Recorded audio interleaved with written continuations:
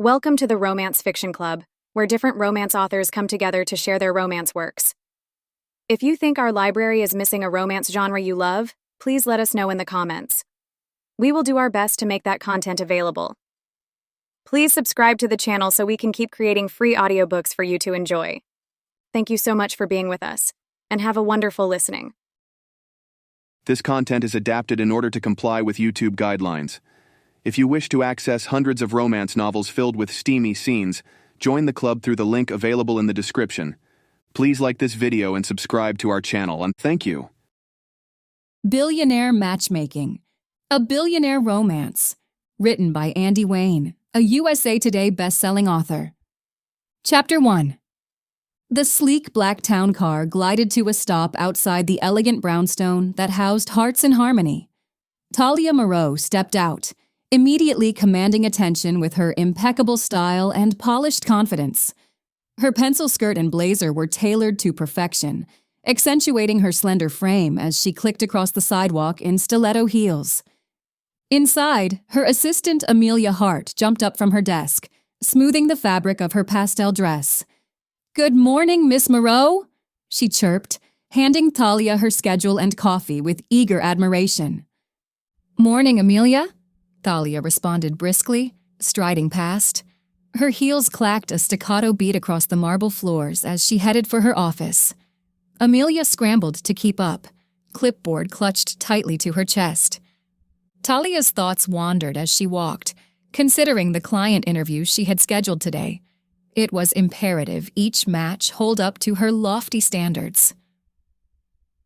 Love was no trivial matter. Settling behind her imposing wooden desk, Thalia crossed one leg over the other and sipped her coffee, gazing out the window pensively. She built this empire through meticulous attention to detail. Every successful relationship was a feather in her cap. Amelia hovered in the doorway. "Your 9 o'clock appointment is here," she said softly. Thalia turned, regarding her assistant with a small smile. The girl had potential. Perhaps she would make an excellent matchmaker someday. "Send them in," Thalia replied, smoothing her hair. "Time to get to work." Thalia focused her attention as her 9 a.m. client entered the office. It was Marcus Wright, the young tech billionaire who had retained Hearts in Harmony's services to find his ideal partner. "Mr. Wright, so good to see you again," Thalia greeted him warmly, standing to shake his hand. Though relaxed in demeanor, her keen eyes were already analyzing details. His confident stance, Armani suit, polished leather shoes. "Likewise, Miss Moreau," Marcus responded with an easy smile as he settled into the chair across from her desk. Thalia sat as well, folding her hands on the desk. "I know you're eager to get started, so let's dive right in. Based on our previous conversations, I've compiled a list of potential matches." She slid a file across the desk. Marcus flipped through the profiles and photos with interest. Impressive, as always, though. He hesitated, looking up at Thalia. "No one quite seems to fit the bill." Thalia nodded. Securing a match for someone of Marcus's stature was no small task, but she thrived under pressure. "Not to worry, Mr. Wright. Consider this first round more of a sampling, if you will. I want to ensure we find someone truly exceptional for you. Perhaps we could go over your ideal match in more detail?" Marcus looked relieved. "Of course. I appreciate you taking the time to get this right." As they spoke, Thalia's mind spun with possibilities.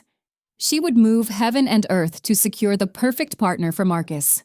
Failure was not an option. This match would be her magnum opus. Thalia leaned forward, steepling her fingers as she met Marcus's gaze. "Let's start with the basics. Beyond beauty and intelligence, what core values are most important in a partner for you?" Marcus pondered for a moment. "Honesty and integrity. I've found those qualities hard to come by in my world." Thalia nodded, making a note. "Understandable. And in terms of personality and interests?" "Someone passionate and adventurous," Marcus said without hesitation. Confident enough to speak her mind. She should share my love of travel, fine dining, the arts. Thalia jotted down more notes, thoughts racing. She had several socialites in mind that potentially matched Marcus's criteria. That's very helpful, she said. Now, lifestyle and habits. Do you have any preferences there? Dietary needs, spiritual practices? Marcus waved a hand. Nothing too rigid. I lead a busy life and value flexibility, though taking care of oneself is important. Of course. Thalia glanced down at her notes, then back up at Marcus. I believe I have a solid grasp of your preferences now. My next step will be to conduct more in-depth interviews with the most promising candidates. From there, I'll curate a refined selection of highly compatible matches. Marcus smiled, looking relieved. Wonderful. I know I'm in good hands. He stood, straightening his suit jacket. I appreciate you going the extra mile on this, Thalia. Please keep me apprised of your progress. Thalia rose as well, shaking his hand. It's my pleasure. I'll be in touch soon. After Marcus left, Thalia got to work examining profiles again with fresh eyes. She would find the perfect match for him, no matter what it took. Failure was not an option for Thalia Moreau. Thalia spent the next few hours immersed in her search, scrutinizing every detail of potential candidates for Marcus. She took notes on their backgrounds, interests, and personalities, analyzing how well each woman aligned with his stated preferences. Around noon, her assistant Amelia knocked and entered Thalia's office. How's the search going for our favorite eligible bachelor? She asked, setting a salad down on Thalia's desk. Thalia gave her a wry smile, leaning back in her chair. Oh, it's going.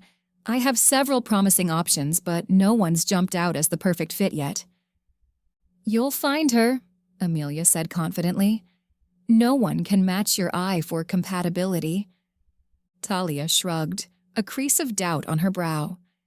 I hope so. Marcus is an important client. I can't afford to disappoint him. Well, if anyone can make the perfect match, it's you, Amelia assured her. Now come on, take a break and eat something. You need to refuel that brilliant brain of yours. Thalia laughed. All right, I'll eat. Thank you, Amelia. As Thalia picked at her salad, her phone rang. She answered it briskly. Thalia Moreau of Hearts in Harmony, how may I help you? A female voice responded joyfully. Thalia, it's Danielle. I just had to call and thank you again. Tom proposed last night. Thalia's face lit up. Danielle, congratulations. I'm so delighted for you. It's all thanks to you, Danielle gushed. If you hadn't introduced us, I never would have met my soulmate. You're a miracle worker, Thalia. Thalia smiled, savoring the satisfaction of another successful match. I'm just happy I could help lead you to each other. I wish you both a lifetime of happiness together. After exchanging a few more words, Thalia said goodbye, feeling re-energized. Moments like this reminded her why she did this work, to help people find true love. The annual Heart to Heart Charity Gala was one of the most anticipated events of the year among New York's elite social circles. As founder of Hearts in Harmony, Thalia Moreau was naturally in attendance, looking as polished and elegant as ever in an emerald evening gown. She glided through the opulent ballroom with grace, greeting acquaintances left and right. Thalia, wonderful to see you, gushed Clarissa Vanderbilt, an affluent client. That match you arranged for my son was simply perfect. You have a gift. Thalia smiled graciously. You're too kind, Clarissa. I'm delighted they hit it off so well. Nearby, Thalia noticed the young chairman of an up-and-coming tech company walking towards her, trailed by a flock of investors vying for his attention. Miss Moreau, I've been wanting to meet you all evening, he said, shaking her hand enthusiastically. I've heard amazing things about your matchmaking skills. Perhaps we could arrange a consultation? Of course, I'd be happy to discuss how I can assist you, Thalia replied smoothly, handing him her business card. As the night wore on, Thalia found herself surrounded by glowing testimonials about hearts in harmony. Her reputation as one of the city's top matchmakers was clearly preceding her. Thalia accepted the praise graciously, though she felt a twinge of sadness behind her smile, knowing that her own heart still yearned for an elusive connection. For now, however, she reveled in the satisfaction of bringing others together, one perfect match at a time. Her calling was clear, and she would continue pursuing it with unwavering devotion. Thalia sighed as she unlocked the door to her apartment, relieved to be back in the sanctuary of her own space after the dazzling chaos of the gala. Though the evening had been a resounding success for Hearts in Harmony, she felt drained by the constant performance of polished professionalism. Slipping off her heels, she padded into the kitchen and poured herself a glass of wine. She took a long sip, feeling the day's tension start to unwind from her shoulders. It was in these private moments that the cracks in her composure began to show. Leaning against the counter, Thalia's gaze fell on the stack of client files sitting on her dining room table. Even now, her thoughts returned to the intricate web of hopes, fears, and desires that comprised her work. She was devoted to finding the perfect match, but this passion came at a cost. Behind her success, there was a profound loneliness. The intimacy she helped cultivate in others only magnified her own isolation. Ironically, her skill with the human heart did not extend to her own bruised and guarded one. But Thalia did not linger on these vulnerabilities for long. Downing the last of her wine, she headed for a hot shower, as if she could wash away the melancholy. Tomorrow, there would be more clients to meet, more happiness to facilitate, more proof that even if her own romance was elusive, she could still be an architect of love for others. Her calling gave her purpose. For now, that would have to be enough.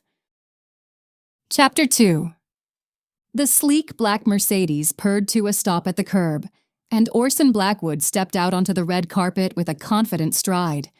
Inside the lavishly decorated ballroom, he moved through the crowd with effortless grace, a genial smile playing over his patrician features. "Orson, so wonderful to see you again," gushed Matilda Vanderbilt, clasping his hand in both of hers.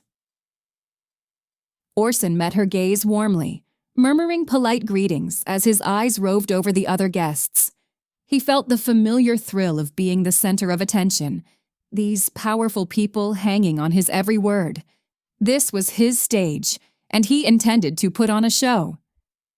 As Orson chatted and laughed, he cataloged each interaction, filing away details for later use.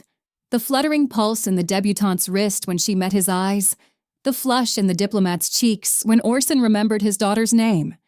Every reaction was a gauge of his influence, every laugh a tally in his favor. Still, he felt a nagging discontent beneath the heady rush of power. Was this all his life amounted to? Accumulating leverage and charming admirers? Orson's smile faltered almost imperceptibly as he gazed out over the sea of glittering faces. There was an emptiness gnawing at him lately, a longing for something more. But now was not the time for introspection. The show must go on. "Orson, you sly dog!" bellowed Victor Bennett, thumping him on the back. "Fashionably late as always. Come on, I've been dying for someone interesting to talk to all night." Relief flooded through Orson as he allowed his old friend to steer him toward the bar. Victor's playful remarks lifted his spirits, reminding him that all this was just a game. But what Orson couldn't admit, even to himself, was that he was no longer sure of the rules, or if it was a game he wanted to play at all. Orson's gaze drifted over the crowd as he and Victor made their way to the bar. Amidst the sea of glittering socialites, one figure stood out. A woman with dark hair cascading over one shoulder stood studying a display of photos from a recent charitable mission. Even at a distance, Orson could see the empathy and compassion radiating from her as she took in the images of people whose lives had been transformed. "Excuse me a moment," Orson murmured, leaving Victor mid-sentence. He felt drawn to this woman, sensing she was someone who shared his deeper passions. As he approached, the woman turned, meeting his eyes. Orson was momentarily lost for words under her intent yet kind gaze. "Remarkable, isn't it?" Orson said, nodding toward the display. "Seeing tangible evidence of lives changed for the better." The woman smiled knowingly. "It's why we do this work. For the moments that truly matter." Orson introduced himself and soon found himself immersed in conversation. The woman, Clara, worked for one of the charitable organizations he funded. She spoke with contagious enthusiasm about their education initiatives in developing countries. Orson shared his own vision for empowering communities through knowledge, feeling a profound connection of purpose. In Clara, he sensed he had found someone who shared his core values, someone who understood that true achievement came not from accumulating power or prestige, but from uplifting others. As they spoke, the gala faded into background noise. For the first time that evening, Orson felt seen, understood, whole. As Orson spoke passionately with Clara about their shared values, he caught sight of his best friend Victor weaving through the crowd towards him. "Well-timed as always, Victor," Orson said warmly as his friend reached his side. "I couldn't miss out on the opportunity to mingle with the city's finest," Victor replied with a grin and a hearty pat on Orson's back. Despite the years, their friendship remained easy and lighthearted. Orson made introductions between Victor and Clara before politely extricating himself. The two men made their way to a quieter corner of the gala, the sounds of the crowd fading into the background. "So, any captivating new prospects?" Victor asked, his eyes glinting knowingly. He had always gently prodded Orson about his romantic life, or lack thereof. Orson smiled ruefully, appreciating his friend's concern. "I want more than just attraction, you know that. I need someone I can connect with deeply, intellectually, emotionally." Victor nodded. "Of course, but you can't discount chemistry, my friend. The heart wants what it wants." Orson sighed, his gaze drifting across the room. Past glittering jewels and false smiles, he sought something real. Someone who could truly see him, flaws and all. And incredibly, he wondered if that someone could be Clara. Orson's attention was drawn to a woman across the room, her elegant figure partially obscured by other guests. Even at a distance, something about her resonated within him, like a half-remembered song. As if sensing his gaze, the woman turned, meeting his eyes. Orson felt an unexpected jolt, as if recognizing someone long missed. Her expression mirrored his own surprise and curiosity. Orson found himself moving towards her before he could even process the thought. His focus narrowed to her alone. Up close, she was even more striking. Intelligent eyes set in delicate features, dark hair framing her face. He opened his mouth, searching for the right words when she spoke first. "Orson Blackwood, your reputation precedes you." Her voice was rich and melodic. Orson smiled. "At your service, and you are—" "Clara Fallon." She extended a hand. He took it gently. "A pleasure to meet you, Clara." Their handshake lingered. Orson felt strangely bare before her perceptive gaze. "What brings you here tonight?" he asked, buying time to regain his composure. Clara considered him thoughtfully. "The same as you, I imagine. To support a worthy cause." Orson sensed there was more to her story, but Clara seemed in no rush to reveal herself. In that moment, he realized how deeply he wanted to. Victor appeared at Orson's side, placing a hand on his shoulder. "There you are! I've been looking all over for you." Orson turned, his focus shifting back to his friend. "Victor, allow me to introduce you to Miss Clara Fallon." Victor flashed his signature dazzling smile. "A pleasure, Miss Fallon." He gave an exaggerated bow, eliciting a small laugh from Clara. "Victor here has been my closest companion since our college days," Orson explained. "We've endured many adventures together, haven't we?"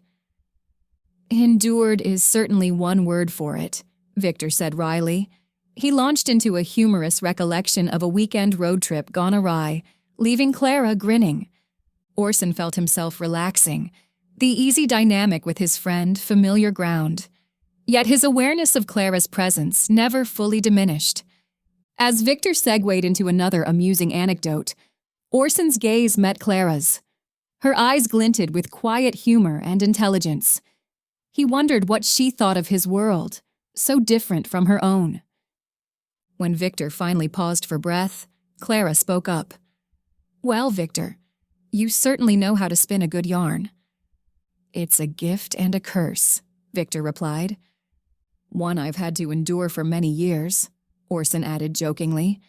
The three shared a laugh, any earlier tension dissipated.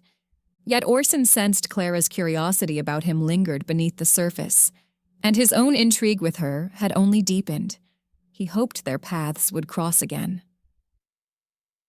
As the laughter subsided, Orson noticed a reporter from a prominent newspaper hovering nearby. The man caught Orson's eye and approached. "Mr. Blackwood, I was hoping to get your thoughts on the new legislation being proposed around corporate sustainability initiatives," the reporter said. Orson nodded. "Of course, I'd be happy to share my perspective." He turned briefly to Clara and Victor. "If you'll excuse me momentarily." Focusing his full attention on the reporter, Orson weighed his words carefully. "I think the aims of the legislation are admirable. Encouraging businesses to implement eco-friendly practices is important." He paused. "However, we must ensure the requirements are feasible for companies of all sizes to adopt. There may be unintended consequences if the bar is set too high, too quickly." The reporter scribbled notes as Orson continued. "The key is establishing reasonable goals and timelines, with incentives for companies exceeding expectations. It should motivate positive action, not punish those still working to get there." Orson elaborated on potential incentives and phase-in periods that could make the legislation more effective. The reporter thanked him sincerely for the thoughtful perspective. As the reporter moved back into the crowd, Orson surveyed the room. The event was winding down, guests gradually drifting toward the exits. Then he spotted her. Clara stood by the entrance, her champagne silk gown shimmering under the chandelier lighting. She was gazing at a painting on the wall, a soft smile on her lips. Orson felt that now familiar pull. He didn't know what the future held, but he knew he wasn't ready to say goodnight. Not just yet. Chapter 3. Thalia straightened the last framed photograph on her desk, ensuring the minimalist decor was flawlessly arranged. She stood back, surveying her office with a critical eye. The sleek, modern furnishings and carefully curated artwork created an atmosphere of prestige, designed to impress her elite clientele. But today, only one man's opinion mattered. She glanced at the clock, pulse quickening. Any minute now, he would arrive and her world would be shaken. A knock at the door jolted her from her thoughts. Drawing a steadying breath, Thalia strode across the room and opened the door. Orson filled the doorway, exuding confidence and charisma. His piercing blue eyes met hers, and an electric current passed between them. Thalia's composure faltered for an instant before she recovered her poise. "Mr. Blackwood, welcome to Hearts in Harmony," she said, ushering him inside. As Orson entered, Thalia's gaze lingered on his athletic frame, taking in the tailored lines of his suit that hinted at the power beneath. She had to admit, he cut an impressive figure. Tearing her eyes away, she motioned for him to sit across from her desk. Folding his tall frame into the chair, Orson flashed an enigmatic smile. "Please call me Orson." His deep voice sent a subtle shiver down Thalia's spine. She smiled professionally as she took her own seat, clasping her hands atop her desk. She had to remember, this was business. No matter the magnetic pull she felt, She couldn't let her stoic facade crack. Not yet. Thalia nodded, keeping her tone light despite the growing tension. Of course, Orson. I must say, it's an honor to have you here. Your reputation as a philanthropist precedes you. Orson's eyes glinted with sincerity. The honor is mine. The work you do here at Hearts in Harmony is inspiring. He leaned forward, his gaze intent. Bringing people together, forging meaningful connections. It's invaluable. Thalia's breath caught at his sudden intensity. She saw past his wealth and status to the core of integrity beneath. The spark between them kindled into an ember, fueled by their shared values. I'm glad you understand, Thalia said, meeting his eyes. My goal is to find relationships where people complement each other, mind, body, and spirit. Orson nodded slowly, a hint of a smile playing on his lips. A noble endeavor. You have keen insight into the human heart, Thalia. Her name rolled off his tongue, sending a secret thrill through her. I can see why your clients trust you. Thalia straightened, warmed by his praise. Few recognized the skill behind her work. With Orson, she sensed a true meeting of minds. Still, she had to remain detached, ignoring the quickening of her pulse. I simply aim to help people find happiness, she said modestly. Orson tilted his head, gazing at her thoughtfully. And yourself? Have you found it? Thalia froze, unprepared for his bold question. The truth hovered on her lips before she caught herself. She was the matchmaker, not the matched. Her own heart didn't matter. Only serving her clients did. My fulfillment comes from my work, she said carefully. Orson studied her, as if glimpsing the vulnerabilities she hid. Thalia met his gaze evenly, unwilling to let her mask slip. Not yet. Thalia held Orson's gaze, tension simmering between them. She knew she should steer the conversation back to business, but his presence enthralled her, making her long to lower her guard. Tell me, Orson said, leaning forward. What first drew you to this profession? Thalia considered her words before speaking. I've always had an interest in human nature and what draws people together. Over time, I realized I had a talent for recognizing compatibility between individuals that they often missed themselves. She smiled ruefully. My friends used to joke I should become a professional matchmaker. Eventually, I decided to turn my passion into a career. Orson nodded, captivated. A wise choice. You're providing an invaluable service. He paused, seeming to wrestle with a decision. In truth, part of why I sought you out is quite personal. Thalia's pulse quickened, but she remained silent, letting him continue. While my public ventures fulfill me professionally, I've struggled to find someone who understands me on a deeper level. Orson met her eyes. Perhaps you can appreciate how lonely that can be. Thalia's composure faltered at his admission. She saw herself reflected in his words, devoted to her work, yet starved of a soul-deep connection. I do understand, she said softly, but the rewards of helping others outweigh the sacrifices. Spoken like a true altruist, Orson said. Still, even altruists need care. He reached out, brushing his fingers over her hand. Thalia shivered at his touch, the professional boundary between them blurring. She knew she should pull away, but found herself transfixed, longing for more. Thalia's breath caught as Orson's fingers lingered over hers. The professional facade she clung to now seemed flimsy, threatening to give way to the swell of attraction and connection blossoming within her. She knew she should gently disengage, steer the conversation back to business matters. Instead, she found herself turning her palm upward, her skin tingling as their hands met. Orson's gaze was piercing yet tender as he interlaced his fingers with hers. Forgive my boldness, he murmured. I sensed something rare between us, a meeting of minds and hearts. Thalia swallowed, pulse racing. She had trained herself to be objective, clinical, but Orson had slipped past her defenses with ease.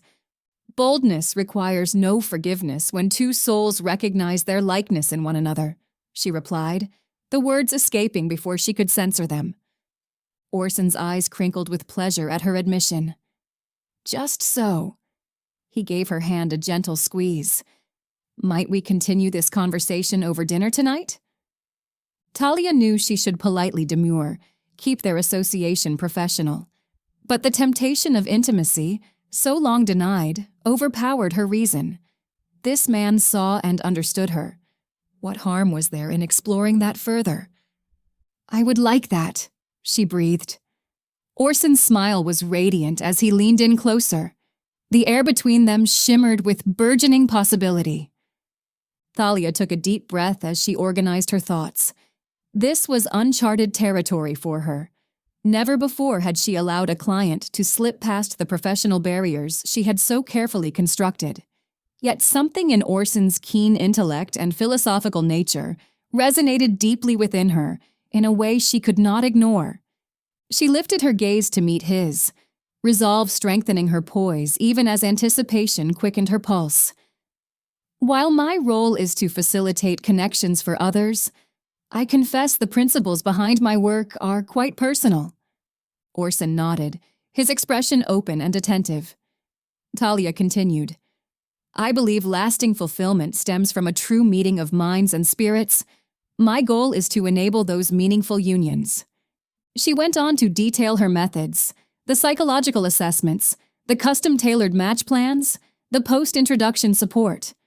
Orson listened intently, asking thoughtful questions that showed his deep interest in her innovative approach.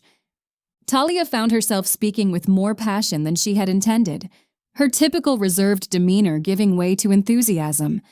Yet it was not anxiety she felt in revealing these vulnerabilities, but comfort in Orson's non-judgmental acceptance.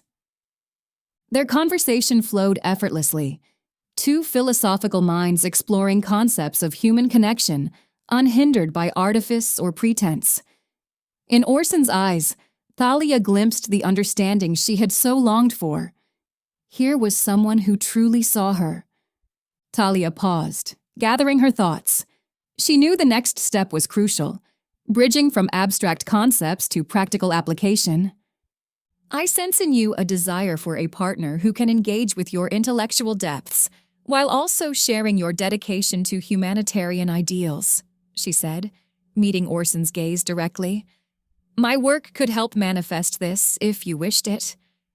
She held her breath, heart pounding. Had she been too presumptuous? Orson leaned back, eyes glinting. The hint of a smile played at his lips. You have keen instincts, Thalia, he said.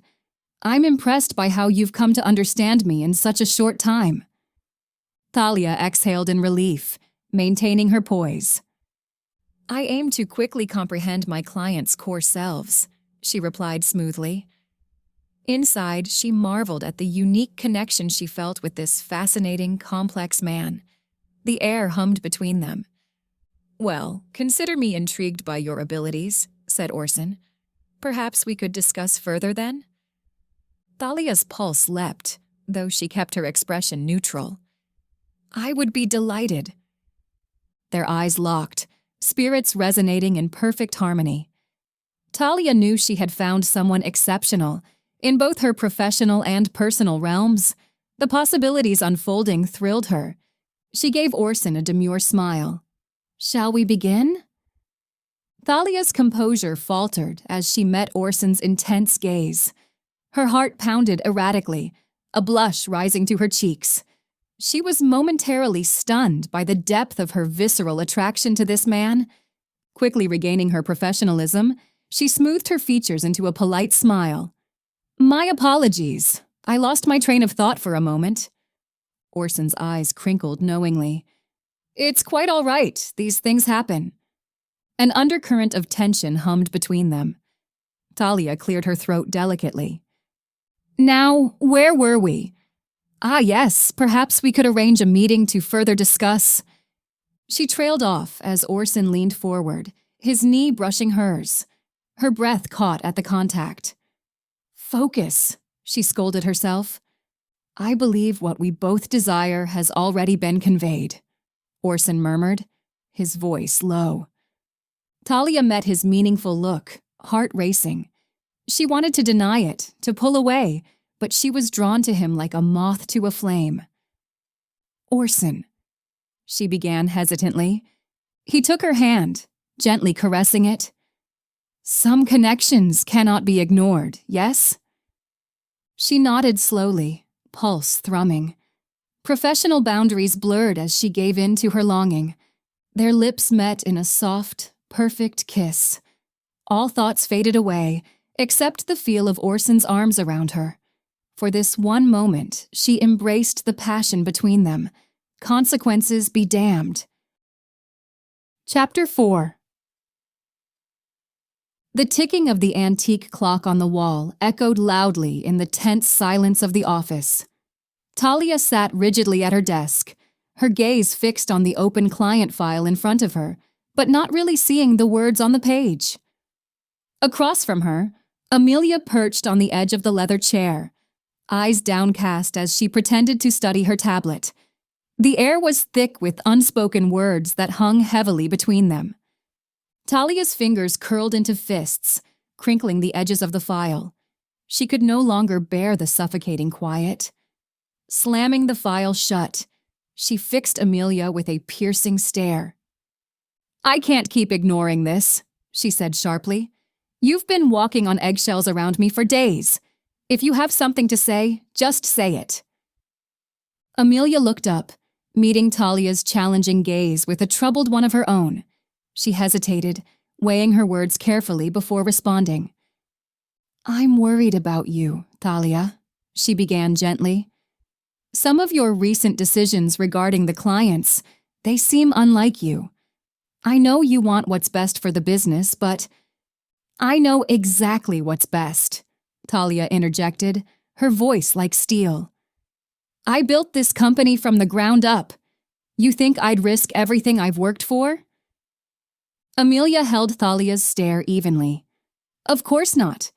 But some of the matches you've made recently, they don't seem to align with our values." She took a deep breath before continuing. "I just want what's best for our clients. And for you." Thalia looked away, a muscle in her jaw ticking. She didn't respond right away, the ticking of the clock filling the silence once more. Thalia kept her gaze fixed on the window, watching the people passing by on the street below. Anything to avoid meeting Amelia's concerned eyes. Amelia waited, knowing better than to push. Thalia's defenses were up, her walls fortified against the care and understanding Amelia wished she could provide. Finally, Thalia turned back, her expression unreadable. "I appreciate your concern," she said evenly, "but I don't need you questioning my judgment. I know what I'm doing." Amelia bit her lip. She wanted to believe that was true. The Thalia she knew and respected would never compromise their values or their clients' happiness. Not willingly. "I just want to help," Amelia said gently. "If something is bothering you, or if you're feeling pressure that I don't understand—" Thalia's laugh was sharp and brittle. "The only pressure is making sure this company succeeds. Our clients expect the best, and I intend to deliver." Her eyes flashed. "Don't confuse my ambition for recklessness. I've never been clearer about what needs to be done." Amelia nodded slowly, uncertainty lingering. Thalia's words rang with conviction, yet something in her demeanor seemed off. For now, though, it was clear this conversation was over. "I trust you, Thalia," she said finally. "Just, my door is always open. If you ever do want to talk—" Thalia's expression softened, but only slightly. "I'll keep that in mind," she murmured. She glanced at her watch. "I have a client meeting. We'll finish this later." She gathered her things, tension reverberating in every clipped movement. Amelia watched her go, wishing she could ease the turmoil she sensed beneath the surface. But some burdens couldn't be shared. At least not until Thalia decided to let her walls down. Until then, all Amelia could do was wait.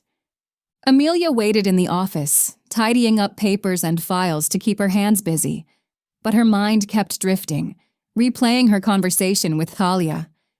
She couldn't shake the feeling that something was off. Thalia had always been ambitious, but never to the point of compromising their values. Her commitment to her clients had been unwavering, until recently. Amelia thought back to the last few weeks.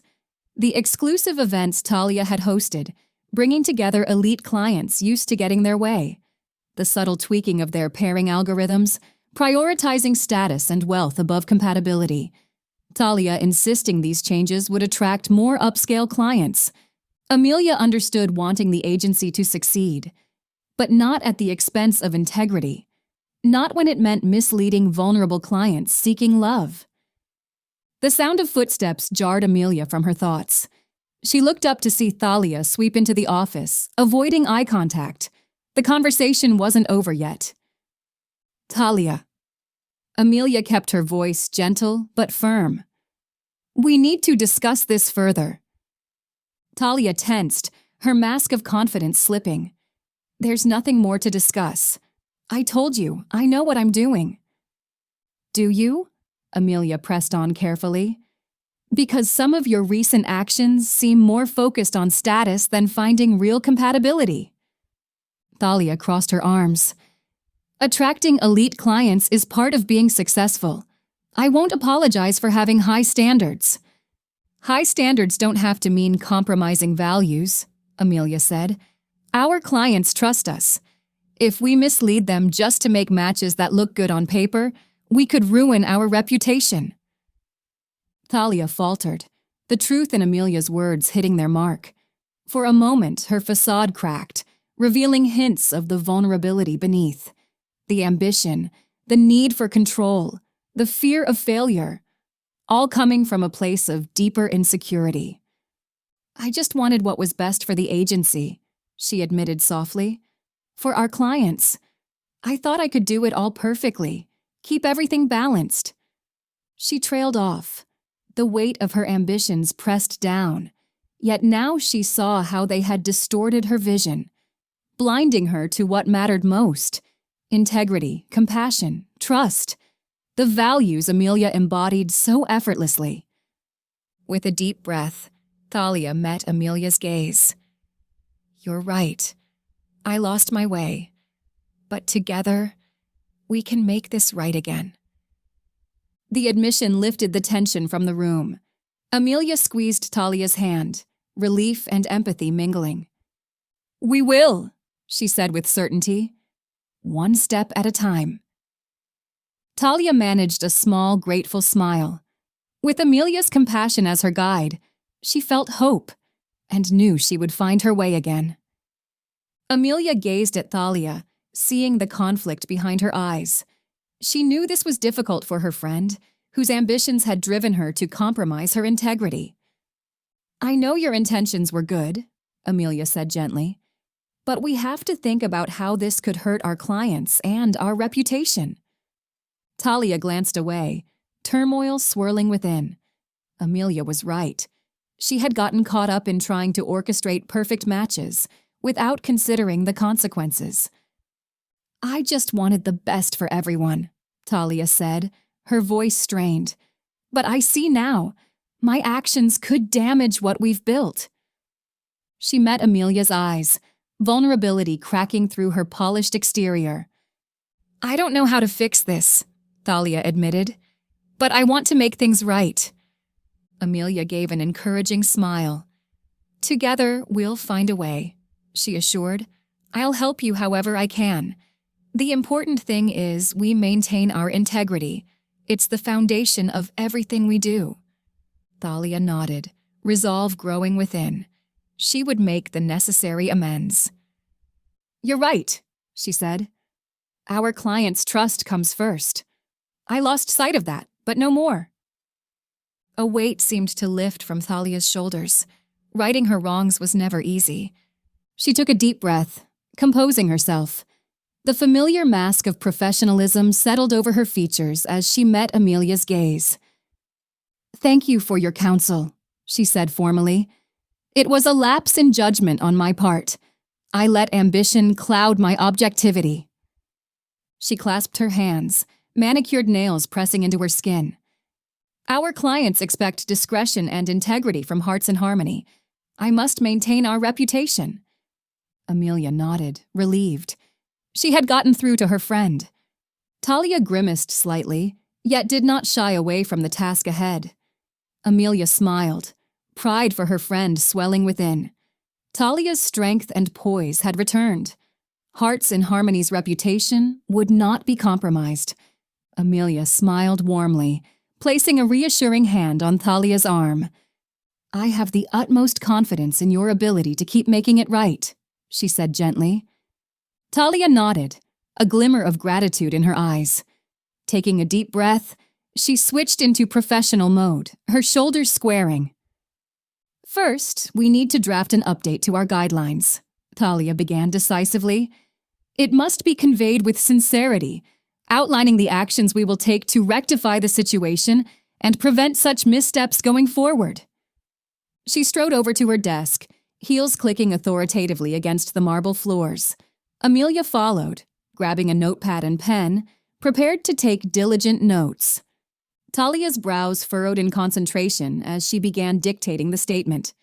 Her wording was careful and precise, owning up to her mistakes while reassuring clients that protecting their privacy remained Hearts in Harmony's top priority. Amelia jotted down Thalia's words, impressed by her ability to transform vulnerability into strength. Here was the consummate professional she so admired. After finishing the draft, Thalia turned to Amelia, a hint of apprehension in her eyes. "Will you review this and ensure I haven't missed anything? Your insights would be invaluable." Amelia nodded. "Of course, we're in this together." Chapter 5. Thalia's manicured fingers tapped out a staccato rhythm on the surface of her desk. The usually composed matchmaker sat rigid in her ergonomic chair, back straight as a ballerina at the bar. Her dark eyes stared unseeing at the computer screen in front of her, lost in thought. Should she confide her growing feelings for Orson to Amelia? Thalia bit her lip, a crease marring her otherwise smooth forehead. She had never been one to mix business with pleasure. Yet something about the charming billionaire made her pulse race whenever he sauntered into their agency, his tailored suit hugging his athletic frame. Thalia knew she couldn't ignore these burgeoning emotions forever. Better to seek Amelia's counsel now than do something reckless that could jeopardize their entire operation. Pushing back her chair, Thalia crossed the room with graceful strides, her Louboutins clicking authoritatively against the hardwood floors. Amelia was hunched over her desk, ponytail swishing as she reviewed client profiles, ever the diligent assistant. Thalia hovered uncertainly behind her for a moment, courage faltering, but she had already committed to this course. With a gentle hand on Amelia's shoulder, she steeled herself and asked, "Do you have a moment? There's something I need to discuss with you privately." Amelia glanced up, surprise flitting across her delicate features at Thalia's solemn tone. She set down the file in her hand and turned to face her boss fully. "Of course, what is it?" she asked, brown eyes warm with concern. Thalia gestured discreetly to the empty conference room across the office. "Let's speak over there." Amelia nodded and rose to follow Thalia, curiosity mingled with apprehension. It wasn't like the unflappable founder to request an impromptu private meeting. Once inside the conference room, Thalia shut the door firmly and took a seat at the long oak table. Amelia settled across from her, hands folded as she waited expectantly. Thalia stared down at her manicured nails, struggling to find the words. How could she explain these tumultuous feelings threatening to overturn her orderly life? She had built her reputation on professionalism and objectivity. Yet now her judgment felt clouded, her emotions a jumbled mess. Finally, raising her eyes to meet Amelia's patient gaze, Thalia began haltingly. You know I value your insight above all others. There is something I need your advice on, though it's of a personal nature. She took a shaky breath, voice strained with vulnerability. I've developed certain feelings for this client that go beyond appropriate boundaries. I don't know what to do. Amelia's eyes widened slightly, but she remained quiet, letting Thalia unburden herself fully. Thalia went on to confess her attraction to Orson, how she found herself longing for his next visit. Her words tumbled out in a rush, until finally she fell silent, shoulders slumped. She had laid bare her inner turmoil. Now Amelia's wisdom could guide her. Amelia leaned forward, her gaze filled with empathy. She could see the anguish in Thalia's eyes, the struggle between her heart and her principles. Oh, Thalia, she said gently, of course this would be difficult for you, but you know, it's not so unusual to develop feelings, even when we try to remain detached. Thalia nodded, a crease of uncertainty still troubling her brow. The important thing is that you recognized the potential issues early on, Amelia continued. We can establish some boundaries to keep things strictly professional. She reached out and gave Thalia's hand a reassuring squeeze. You're the most ethical person I know. I have faith you'll handle this wisely. Thalia managed a small smile. Having confided in Amelia lifted a weight from her chest. She had made the right choice in trusting her associate and closest friend with the truth. Thank you, Amelia, Thalia said. I feel better having you in my corner. The two women exchanged a look of mutual understanding. Thalia's path forward remained unclear, but she would stay true to herself. Thalia nodded slowly, the crease between her brows easing as Amelia's reassuring words sank in. She knew Amelia spoke the truth. This wasn't the first time one of them had developed an attachment to a client. It was part of being human, after all. You're right, Thalia said, her voice steadier. I just need to keep things professional and not let my emotions get the better of me. She met Amelia's warm gaze, feeling the calm wisdom her friend exuded. Amelia always helped bring clarity to turbulent situations. I know there are risks if I were to pursue something more personal with Orson, Thalia continued. It could jeopardize the integrity of the business, not to mention my own principles. She paused, pressing her fingertips to her temples. The internal struggle still churned within her, desire wrestling against propriety. I care about him, Amelia, she confessed quietly. But you're right. I can't let that cloud my judgment. Amelia gave her shoulder a reassuring squeeze. This isn't easy, I know, but you'll make the right choices, Thalia. I have faith in you. Thalia's expression softened, gratitude welling up inside her. With Amelia as her voice of reason, she could find a way through this maze of emotions. She would take things one step at a time, keeping her professionalism intact. The office door swung open, and Andrew strode in, his energetic presence instantly brightening the room. He had a natural charisma that drew eyes to him, and Thalia felt her gaze linger appreciatively.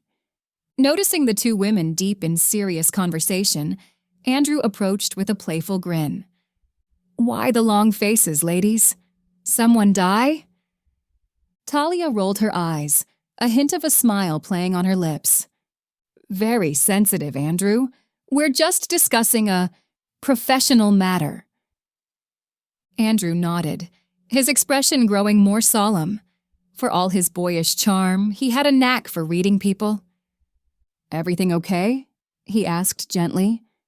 Thalia hesitated. She hadn't planned on confiding in Andrew too, but his compassionate nature made her reconsider. She glanced at Amelia, who offered an encouraging nod. Taking a deep breath, Thalia met Andrew's eyes.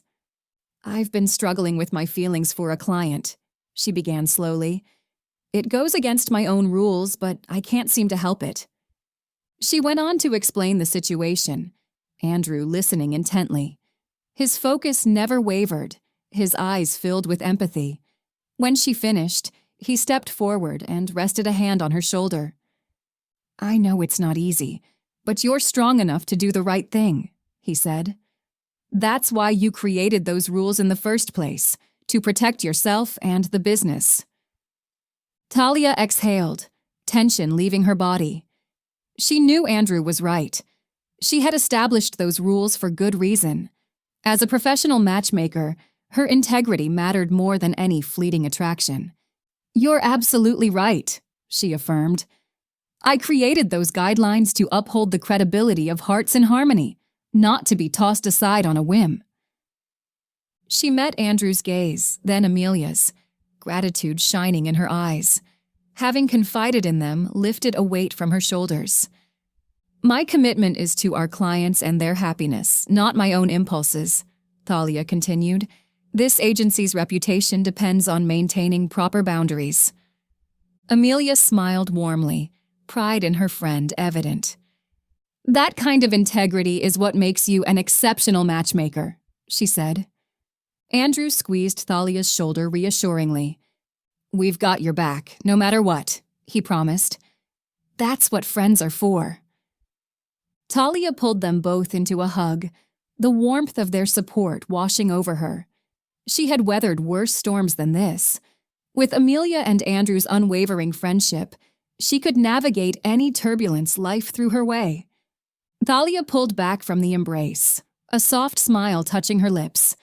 Though her heart still felt conflicted, the steadfast support of her friends had settled her mind. She knew the wise path forward. "Thank you both, truly," she said, meeting their earnest gazes. "I think I just needed to give voice to these complicated feelings so I can process them in a more objective light." Thalia clasped her hands, grounding herself. "While I may privately wrestle with this attraction, I won't let it cloud my judgment or compromise our work." Her voice rang with conviction. Hearts in Harmony's principles matter more than any fleeting desire. "I know you'll handle this with your usual grace and wisdom," Amelia assured her. "Thank you both, truly," she said again. "Now, let's get back to what really matters, finding love for our clients." With a confident smile, Thalia strode towards her office, ready to immerse herself in her true passion. Her momentary doubts had passed. She would face the future with poise, integrity, and an open heart. Chapter 6. Thalia sat alone at the intimate corner table, absent-mindedly smoothing the linen napkin in her lap as she watched the entrance. Her breath caught in her throat when Orson strode in, his athletic frame filling the doorway. Lysandra glided in behind him, her piercing eyes sweeping the restaurant as she brushed an errant blonde strand back into her elegant updo. Thalia's heart thudded against her ribs. Orson's gaze found hers across the room, and the barest hint of a smile touched his lips. Lysandra leaned in to murmur something to him, and he laughed, a rich, velvety sound that sent a shiver down Thalia's spine. She inhaled deeply to steady her nerves as they approached the table. "Thalia, stunning as always," Orson purred, bending to brush his lips against her cheek. His subtle sandalwood scent enveloped her, and she had to resist the urge to turn her face towards his. Lysandra extended a manicured hand. "A pleasure. I've heard wonderful things." Her coolly polite tone didn't match the probing look in her eyes. Thalia grasped her hand briefly. "The pleasure is mine. Please have a seat." As they settled across from her, Thalia discreetly studied their body language, searching for any spark between them. But Orson's attention remained fixed on her, his azure gaze unwavering. "What looks good tonight?" he asked. Thalia's skin prickled under his stare. She willed herself to remain professional, despite the desire simmering within. There would be time later to unravel her conflicted feelings. For now, she had a job to do. Thalia smiled warmly as she handed them the menus. "The chef has prepared some exceptional new dishes. The pan-seared scallops in brown butter are out of this world." Orson's eyes crinkled at the corners. "I'll trust your recommendation then." Lysandra glanced over the menu, her expression unreadable. The braised short ribs sound delightful as well. As they settled on their orders, Thalia discreetly studied their posture. Lysandra sat tall, her posture picture-perfect. Orson leaned back in his chair, his broad shoulders relaxed. While conversation flowed easily between them, there were no fleeting touches or intimate glances. No visible sparks yet, Thalia concluded. A waiter arrived with their drinks. Orson swirled the amber liquid in his glass. "To new beginnings," he said, lifting it in a toast. "To wisdom in choosing the right path," Lysandra replied, clinking her glass delicately to his. Thalia sipped her water slowly, reading the subtle cues between them. Lysandra seemed guarded, unwilling to let her poise slip. Orson's charm did not appear to penetrate her cool exterior. But the night was still young. There was time yet for a connection to form. Thalia knew her role well, to fade into the background and allow their chemistry to develop naturally. But her gaze kept drifting back to Orson, like a moth to a flame. She silently wrestled with her own desires, even as she facilitated theirs. The battle within her raged on.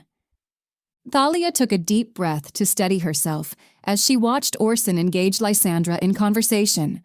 His voice was smooth and assured as he drew Lysandra out with thoughtful questions and witty remarks. Lysandra's responses grew less guarded as the evening went on, a hint of a smile playing on her lips. Thalia felt a pang in her chest as she observed their intellectual compatibility blossoming before her eyes. Orson's quick mind and Lysandra's sharp intellect were a good match. Their views aligned on social issues, both passionate about driving positive change in the world. As their lively debate continued, Thalia noticed Orson's hand brush against Lysandra's, lingering for a moment. Lysandra's cheeks flushed slightly at the contact. Thalia felt a knot in her stomach. She wanted to be the one eliciting such a response from Orson, to be the recipient of his charm and passion. But she maintained her professional facade, hiding her inner turmoil. This was her role, after all, to bring people together, despite her own desires. She focused on refilling their waters and ensuring their meal met expectations, pushing down the envy rising within. Orson and Lysandra were lost in their own world now, the conversation flowing seamlessly from work to travel to hopes for the future. The intimacy growing between them was undeniable. Thalia wondered if this was the beginning of something real. She hoped so, even as her heart ached for what could never be. Thalia's attention shifted between Orson and Lysandra as she refilled their waters, her mind racing. She recognized the connection blossoming between them, even as she yearned for Orson's attention herself. His quick intellect and passionate ideals aligned so well with Lysandra's sharp mind and ambition. Thalia knew they could make a formidable team if this spark ignited into something more. Yet she couldn't deny her own desires. To be the recipient of Orson's charm, to elicit the same reactions from him that Lysandra did so effortlessly. She wanted to get lost in conversation with him, to feel his hand linger against hers. But she buried these thoughts deep down. Her role was to bring people together, not tear them apart. Orson's gaze met hers for a fleeting second as she receded from the table. In that moment, his eyes seemed to pierce through her professional facade, as if he could glimpse the vulnerability beneath. It left her breathless. Then his attention returned to Lysandra. Thalia watched them discuss travel plans, hanging on every word. Orson mentioned wanting to give back, to volunteer abroad. Lysandra's eyes lit up at this shared passion. Thalia realized then just how well-suited they were. But she also knew Orson's thoughtful nature, his desire to make a difference. She understood this part of him like no one else could. A small voice inside hoped he would recognize this too, that maybe, just maybe, he would see her as more than just the matchmaker. Thalia tried to quell the envy rising within her as she watched Orson and Lysandra continue to connect over their shared values and ambitions. Though she maintained her polite smile, inside she was churning. She couldn't help but notice the way Orson's eyes crinkled at the corners when he laughed at something Lysandra said. The casual way he reached out to touch her hand lightly as he made a point. The openness of his body language as he leaned in closer. Thalia felt an ache in her core. She yearned to elicit that same delighted laughter from Orson, to feel the warmth of his hand on hers. Her mind wandered as she imagined herself in Lysandra's place, drawing him in with her wit and empathy. But she quickly buried these dangerous thoughts. Her role was to facilitate love's blossoming, not redirect its course. She had to remain professional, poised, even as her heart and mind waged war within. "More wine?" Thalia asked brightly, leaning in to refill their glasses. As she did, she noticed Orson's cologne, cedar, bergamot, intoxicating. She lingered for a second, then pulled away, hoping he hadn't noticed. "Thank you, Thalia. You've taken excellent care of us tonight," Orson said warmly.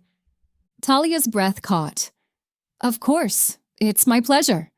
She gave him a smile that didn't quite reach her conflicted eyes. Thalia stepped back, observing them from a discreet distance. Lysandra was animated, gesturing enthusiastically as she described her recent trip abroad. Orson listened intently, chuckling at the amusing anecdotes, clearly engaged.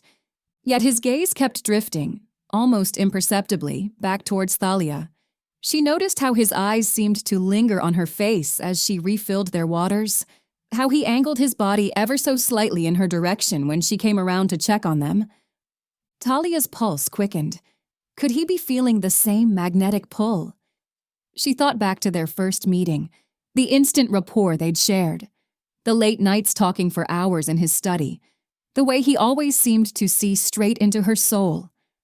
"No," she told herself, "don't be foolish. He's here for Lysandra." But even as she tried to silence her hopes, they bubbled up unbidden.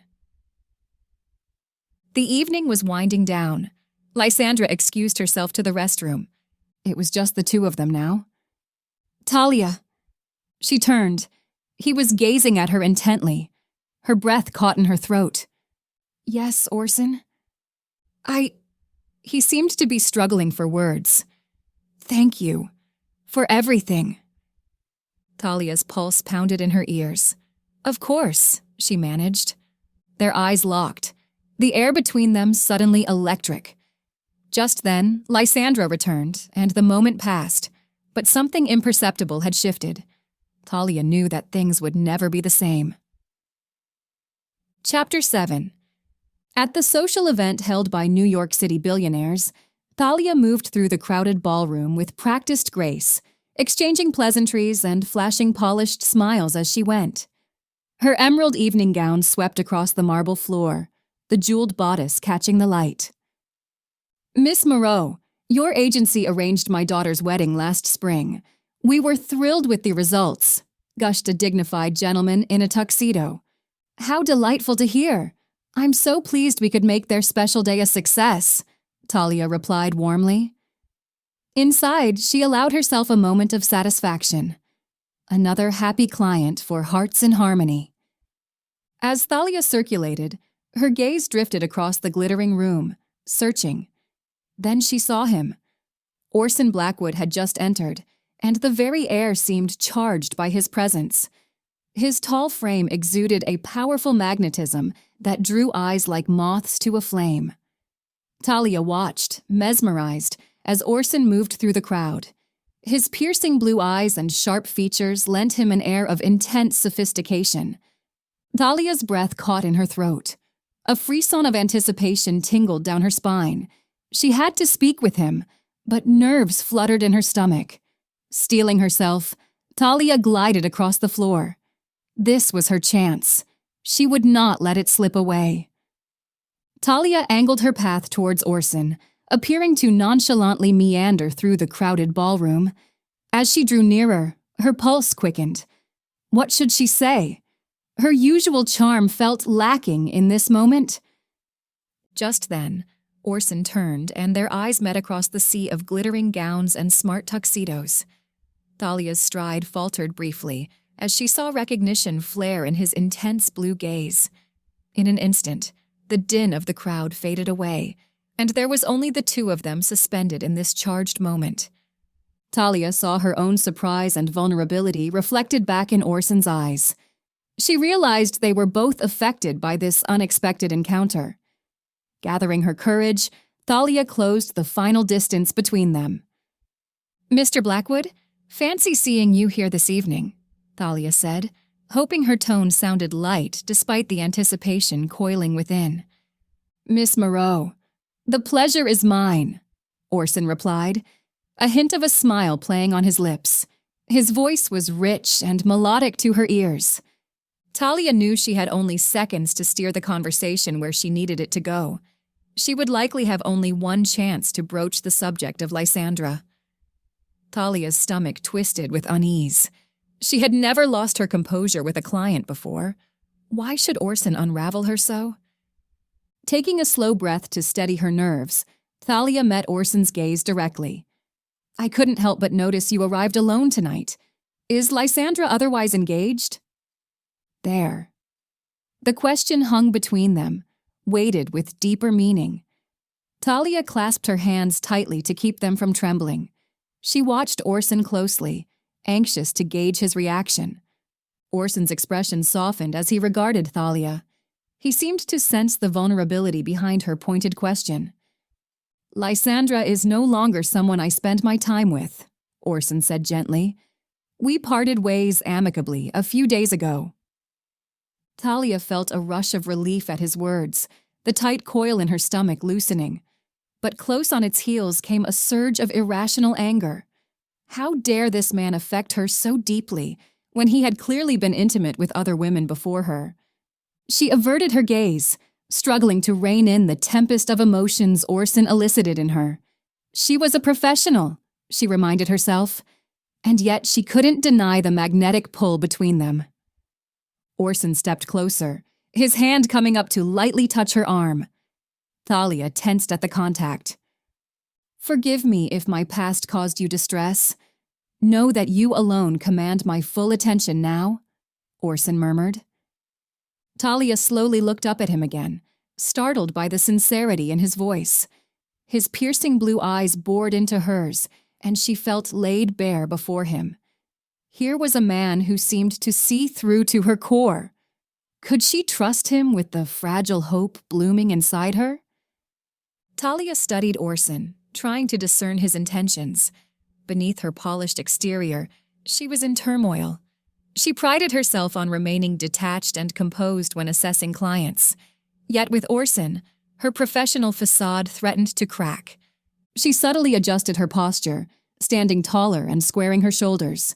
It was a small act of defiance against the effect this man had on her equilibrium. "I appreciate your forthrightness," Thalia began crisply. "Now, shall we return to the event? I'm sure your admirers are missing your presence." She started to turn back towards the glittering party, but Orson caught her wrist, staying her. His touch was gentle, barely more than a graze, but it sent sparks through her. "Please don't shut me out," Orson implored quietly. "I know this story with Lysandra troubles you, but it's behind me. You're the only woman I desire now." Thalia's breath caught at the intensity in his eyes. Her carefully constructed walls threatened to crumble. How could she maintain professionalism when her every instinct urged her to melt into his arms? She had to be strong. With monumental effort, Thalia extracted her hand from Orson's grasp. "I should go," she whispered, before she lost herself completely. Thalia turned to leave, but Orson's voice stopped her once more. "Wait," he said gently. "I don't want there to be any misunderstanding between us. Please allow me to explain." Thalia hesitated, wavering. Her heart urged her to stay, to let him back in, but her mind rebelled. She had worked so hard to build an impenetrable facade. The thought of exposing her vulnerability terrified her. Yet she found herself turning back to him, unable to deny the magnetic pull she felt. "Go on," she said softly. Orson stepped closer, his eyes never leaving hers. "Lysandra was a mistake," he confessed. "A moment of weakness at a time when I was adrift. She meant nothing to me."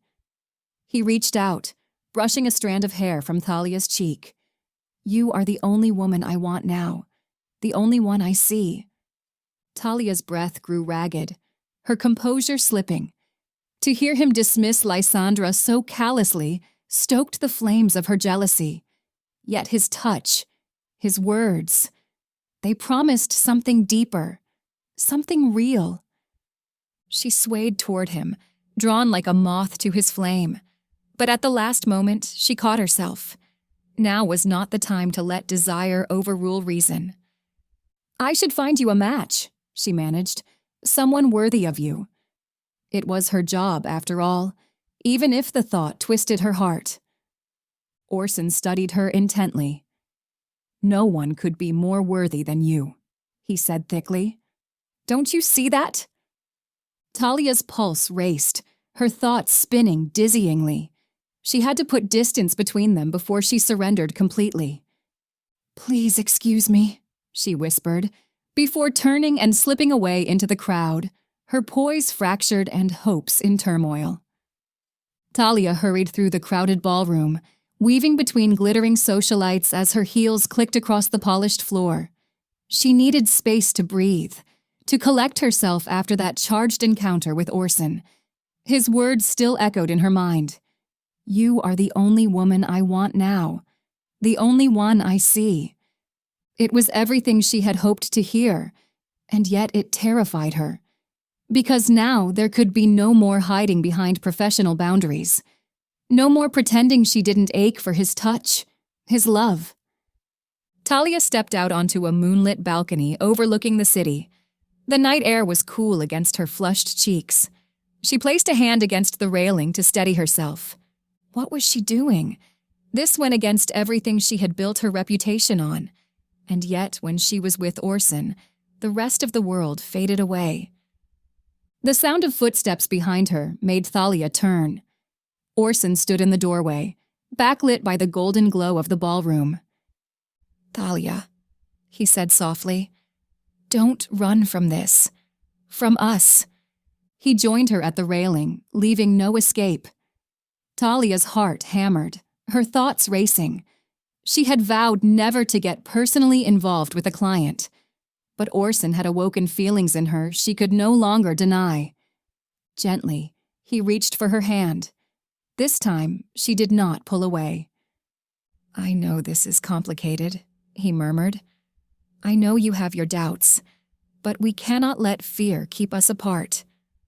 He lifted her hand to his lips. The tender kiss sent a tremor through Thalia's entire body. In this moment, she knew, no matter how risky, she had to see where this could take them. She had to take the leap. "Orson," she whispered, meeting his intense gaze at last. He drew her close as they shared a kiss under the moonlight, full of promise and passion. It was just the beginning for them. And as Orson held her tightly, Thalia knew she would never let him go again. Chapter 8. Thalia strode into Hearts in Harmony's sleek office, exuding an air of calm confidence that belied the storm churning within. She paused to check her reflection in the decorative mirror by the door, smoothing a stray hair back into her elegant updo. To the outside world, she was the picture of poise and control. But only she knew of the tangled web slowly constricting around her heart. With a deep breath, she sat at her imposing desk of dark mahogany. She powered on her laptop, the glow of the screen illuminating her furrowed brow. Her manicured fingers danced across the keyboard as she searched the extensive database of Hearts in Harmony. "Let's see," she murmured. "Someone who looks perfect on paper, but has just enough emotional baggage to keep things ... complicated." Thalia's hazel eyes brightened as they settled on a potential candidate for a fake match with Orson, Leanne Crawford, a stunning yet notoriously fickle young philanthropist. Wealthy, intelligent, and ambitious. Just Orson's type, at least superficially. Leanne's last relationship had ended in a tempestuous blaze of tears and scandal. Thalia imagined the headlines if she and Orson got together. Billionaire bachelor sweeps damaged heiress off her feet. It would be the talk of the town, without ever threatening the hold she had on Orson's heart. A hollow distraction, like everything else since he had confessed his love to her in the moonlit garden. A knock at the door jarred Thalia from her thoughts. She glanced up to see Amelia poke her head in, her youthful face furrowed with concern. "You wanted to see me?" Amelia asked. Thalia straightened in her chair, once again the consummate professional. "Yes, please come in. I'd like your thoughts on this potential match." Thalia minimized the screen, hiding her scheming from Amelia's view. "Have a seat," she said, gesturing to the chair across from her desk. Amelia settled in, smoothing her skirt and regarding Thalia with a mix of curiosity and apprehension. She had always admired Thalia's composure and keen intuition when it came to matchmaking, but lately, something seemed off. "I wanted to get your take on pairing Orson with Celia Morris," Thalia lied smoothly. "She seems a promising match. Beautiful, cultured, a background in finance. But I value your insights." Amelia considered this, unaware that the true object of Thalia's focus was still Leanne Crawford. "Celia could be a strong match," Amelia said carefully. "They share common interests and values, but—" She hesitated, and Thalia had to stop herself from bristling with impatience. "But what?" Thalia prompted. "Well, to be frank, I'm concerned we haven't found the right match for Orson yet," Amelia admitted. "The last few introductions have fizzled out so quickly. It seems like his heart isn't in it." Thalia forced herself to nod, as if this were news to her, as if her own damned feelings weren't the reason Orson had grown disillusioned with the search. "You may be right," she conceded. "Perhaps I need to reconsider my approach." Lies, of course. But Amelia seemed satisfied, even relieved by this show of humility. If only she knew just how deep the deception ran. "I have a few alternative profiles to review," Amelia offered brightly, pulling out her tablet. "Why don't we go over them together? I'm sure we'll find someone special for Orson." Thalia smiled tightly. "What an excellent idea!" As Amelia scrolled through potential matches, Thalia's thoughts inevitably drifted back to her own carefully laid plans. The risks were massive, but so was the potential reward.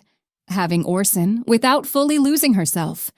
She just needed to tread carefully, needed to don the mask of control until it became her truth. Thalia sat at her desk, steeling herself as she opened the email from Orson. Just a few simple words. "Good morning, hope you have a nice day." But they sent a flutter through her chest. She hesitated, fingers hovering over the keyboard. A professional reply. That's all this required. Simple, polite, detached. Thalia began typing, then stopped. Deleted the words. She was overthinking this, letting her guard down. With a deep breath, she started again. "Good morning, Mr. Blackwood. I hope you have a pleasant day as well." Succinct. Nothing more needed. Her finger hovered over the send button, tempted to add something warmer. A smiley face? No, too casual. This was business. Thalia hit send before she could second-guess herself further. Her heart was pounding as she set the phone down. Damn it all, she was the consummate professional, effortlessly cool and collected. So why did a simple email from Orson unravel her so completely? She stood abruptly, needing to move. As she gazed out the window overlooking the city, the morning sun spilled across the skyscrapers, illuminating her inner turmoil. This wasn't sustainable. The secrecy, the lies, the guilt gnawing away at her conscience. She had to be smarter about this, had to do better at compartmentalizing. Work was work, and her personal feelings didn't belong here. With new resolve, Thalia turned back to her desk. She could maintain control a bit longer. Had to, for both their sakes. As long as she kept up appearances, no one would be the wiser. Amelia brought her back from her thoughts. Thalia? Thalia settled back into her chair as Amelia sit across from her desk. I think we should check in about the matches you've arranged for Orson lately, Amelia began, her tone gentle yet probing. He doesn't seem entirely satisfied with them. Thalia's stomach twisted, but she maintained an air of polite interest. Oh? I'm surprised to hear that. I've been selecting candidates very deliberately based on his stated preferences. Have you? Amelia frowned. The last few women didn't seem his type at all. I know you have a special interest in his case, but my interest is purely professional, I assure you, Thalia interjected smoothly. Too smoothly? No. Amelia couldn't possibly suspect anything beyond a competent matchmaker invested in her client's happiness. Thalia softened her voice, leaning forward. I appreciate your diligence, Amelia, but I promise you, I know what I'm doing. These matches are carefully curated. It's a process. Amelia still looked uncertain, but she nodded slowly. I trust your judgment.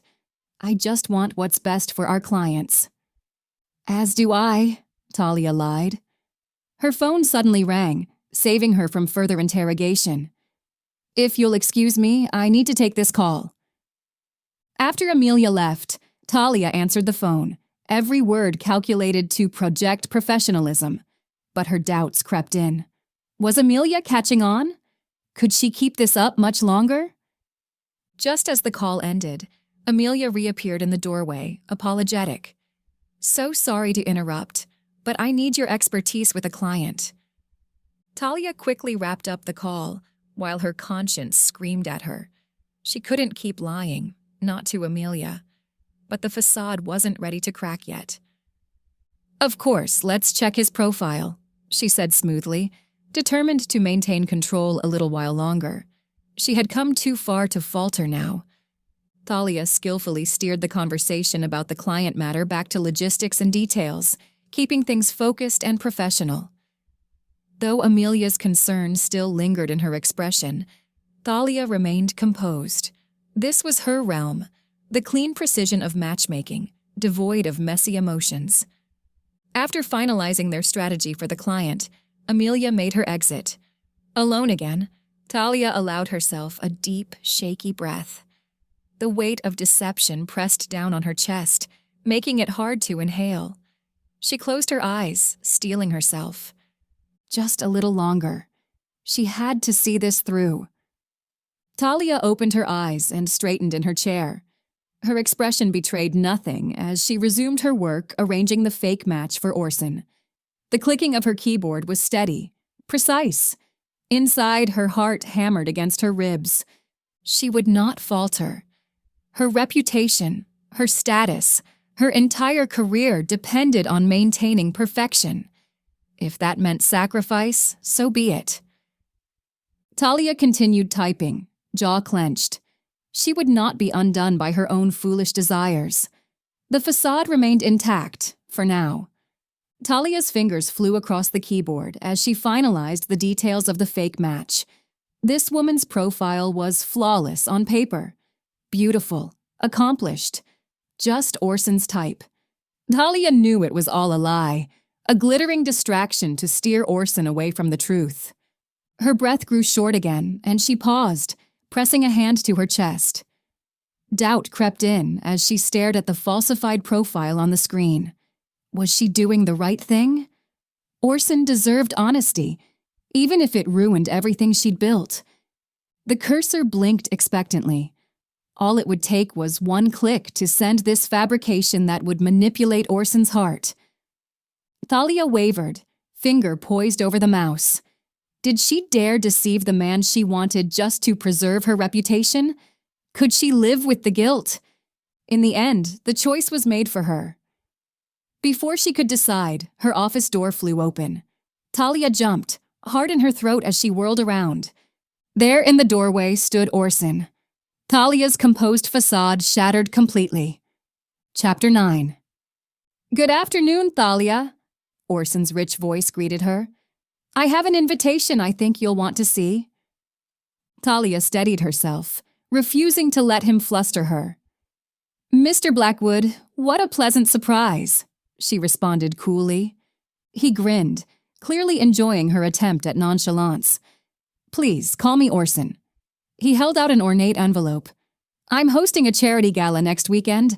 I'd be honored if you attended." Thalia's pulse quickened as she accepted the invitation. A high-profile event sponsored by New York's most eligible billionaire could be the perfect opportunity to promote Hearts in Harmony. Her mind raced with ideas before she caught herself.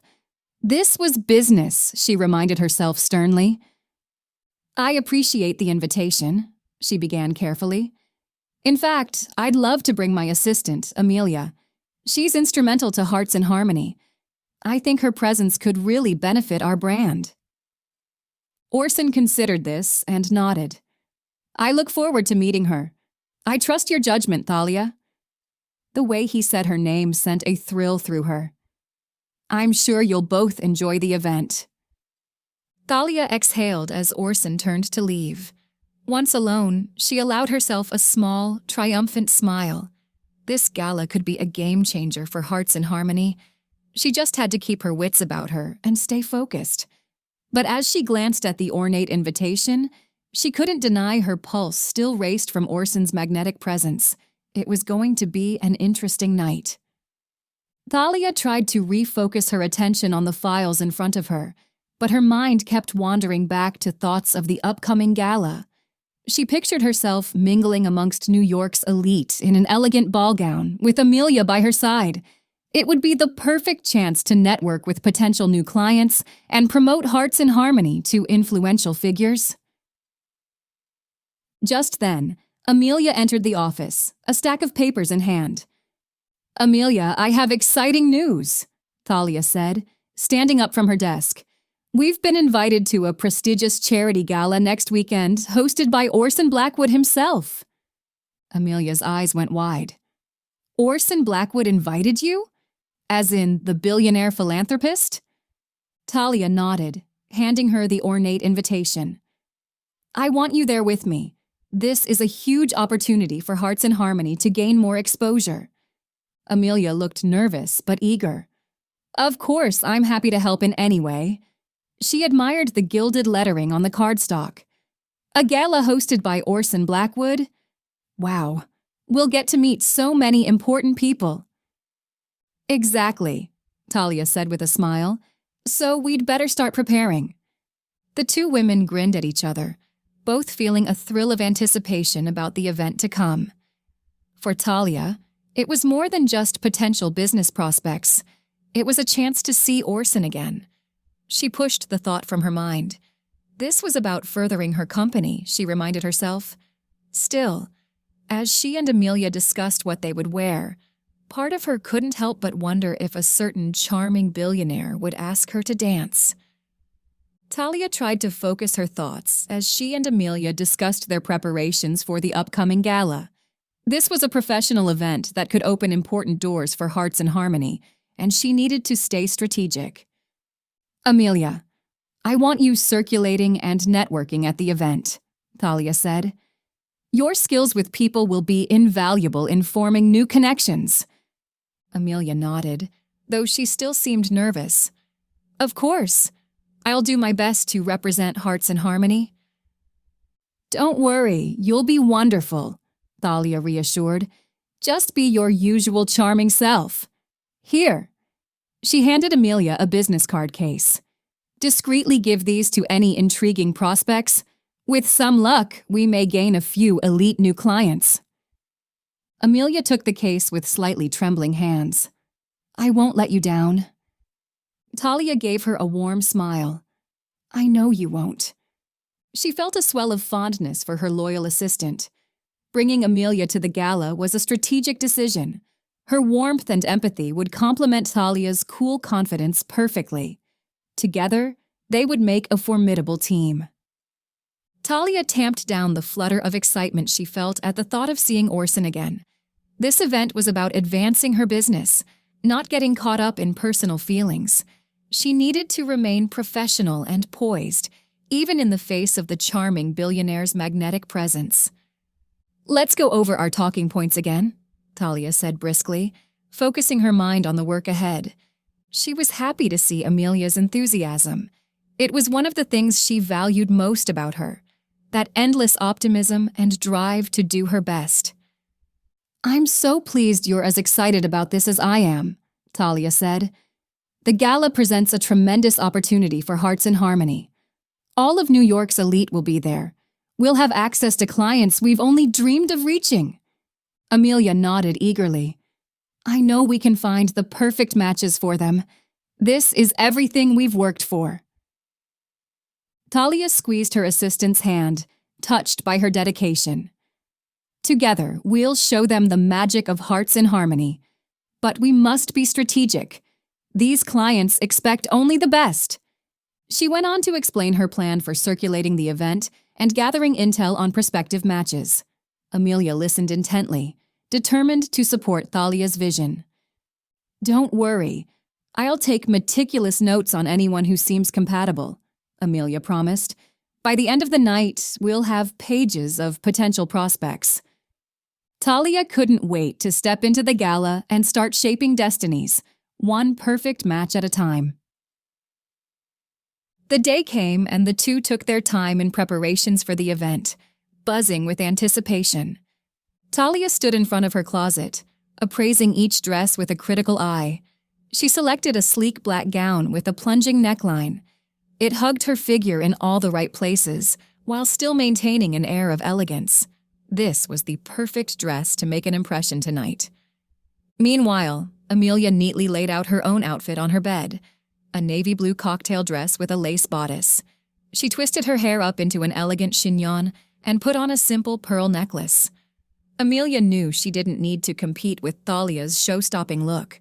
Her role was to blend into the background and observe. The women reconvened in Thalia's office to go over their plan one last time. Thalia handed Amelia a leather-bound notebook and engraved pen. "Take note of anyone who seems lonely or dissatisfied with their love life," Thalia instructed. "Prioritize the ultra-wealthy and well-connected. They'll make ideal clients." Amelia nodded, tucking the notebook securely into her clutch. She felt ready. As the sun began to set over the Manhattan skyline, Thalia and Amelia set off for the gala arm in arm. A sleek town car whisked them across the city to the glamorous hotel venue. Photographers lined the red carpet as they arrived, snapping photos of the striking pair. Inside, the ballroom glittered with chandeliers and champagne flutes. The orchestra played softly as guests mingled. Thalia and Amelia exchanged an excited glance. The night was ripe with opportunity, and they were ready to seize it. Chapter 10. Thalia glided through the glittering ballroom, a vision of poise in her emerald gown. Her heels clicked rhythmically across the marble floor as she wove between clusters of tuxedo-clad men and sequined socialites. Though her painted lips curled into a gracious smile, her sharp eyes scanned the room with purpose until they landed on her target. Orson Blackwood. With feline grace, Thalia approached the billionaire philanthropist. "Mr. Blackwood," she purred, "I've been hoping to speak with you this evening."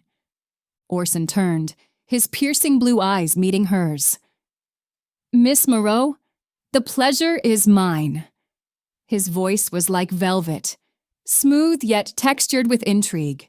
They exchanged pleasantries, though an undercurrent of tension hummed between them. When the conversation lulled, Thalia placed a manicured hand on Orson's arm. "Perhaps we could continue this chat somewhere quieter?" Orson's pulse quickened at her touch, but his expression remained impassive. "Lead the way." Thalia glided towards an isolated alcove, the click of her heels echoing the accelerated beat of her heart. Hidden by silk curtains, the space was illuminated only by flickering candlelight. She turned to Orson, suddenly unsure in this intimate setting. His presence overwhelmed her senses. sandalwood and spice mingling with the heady tension. "Alone at last," Orson murmured, his voice low and resonant. Thalia's breath caught in her throat as he moved closer, his hand coming to rest feather light on the curve of her waist. She shivered at the contact, the gilded walls of her composure threatening to crumble. Here, in this candlelit cocoon, she felt truly seen. Thalia steadied herself, remembering her purpose.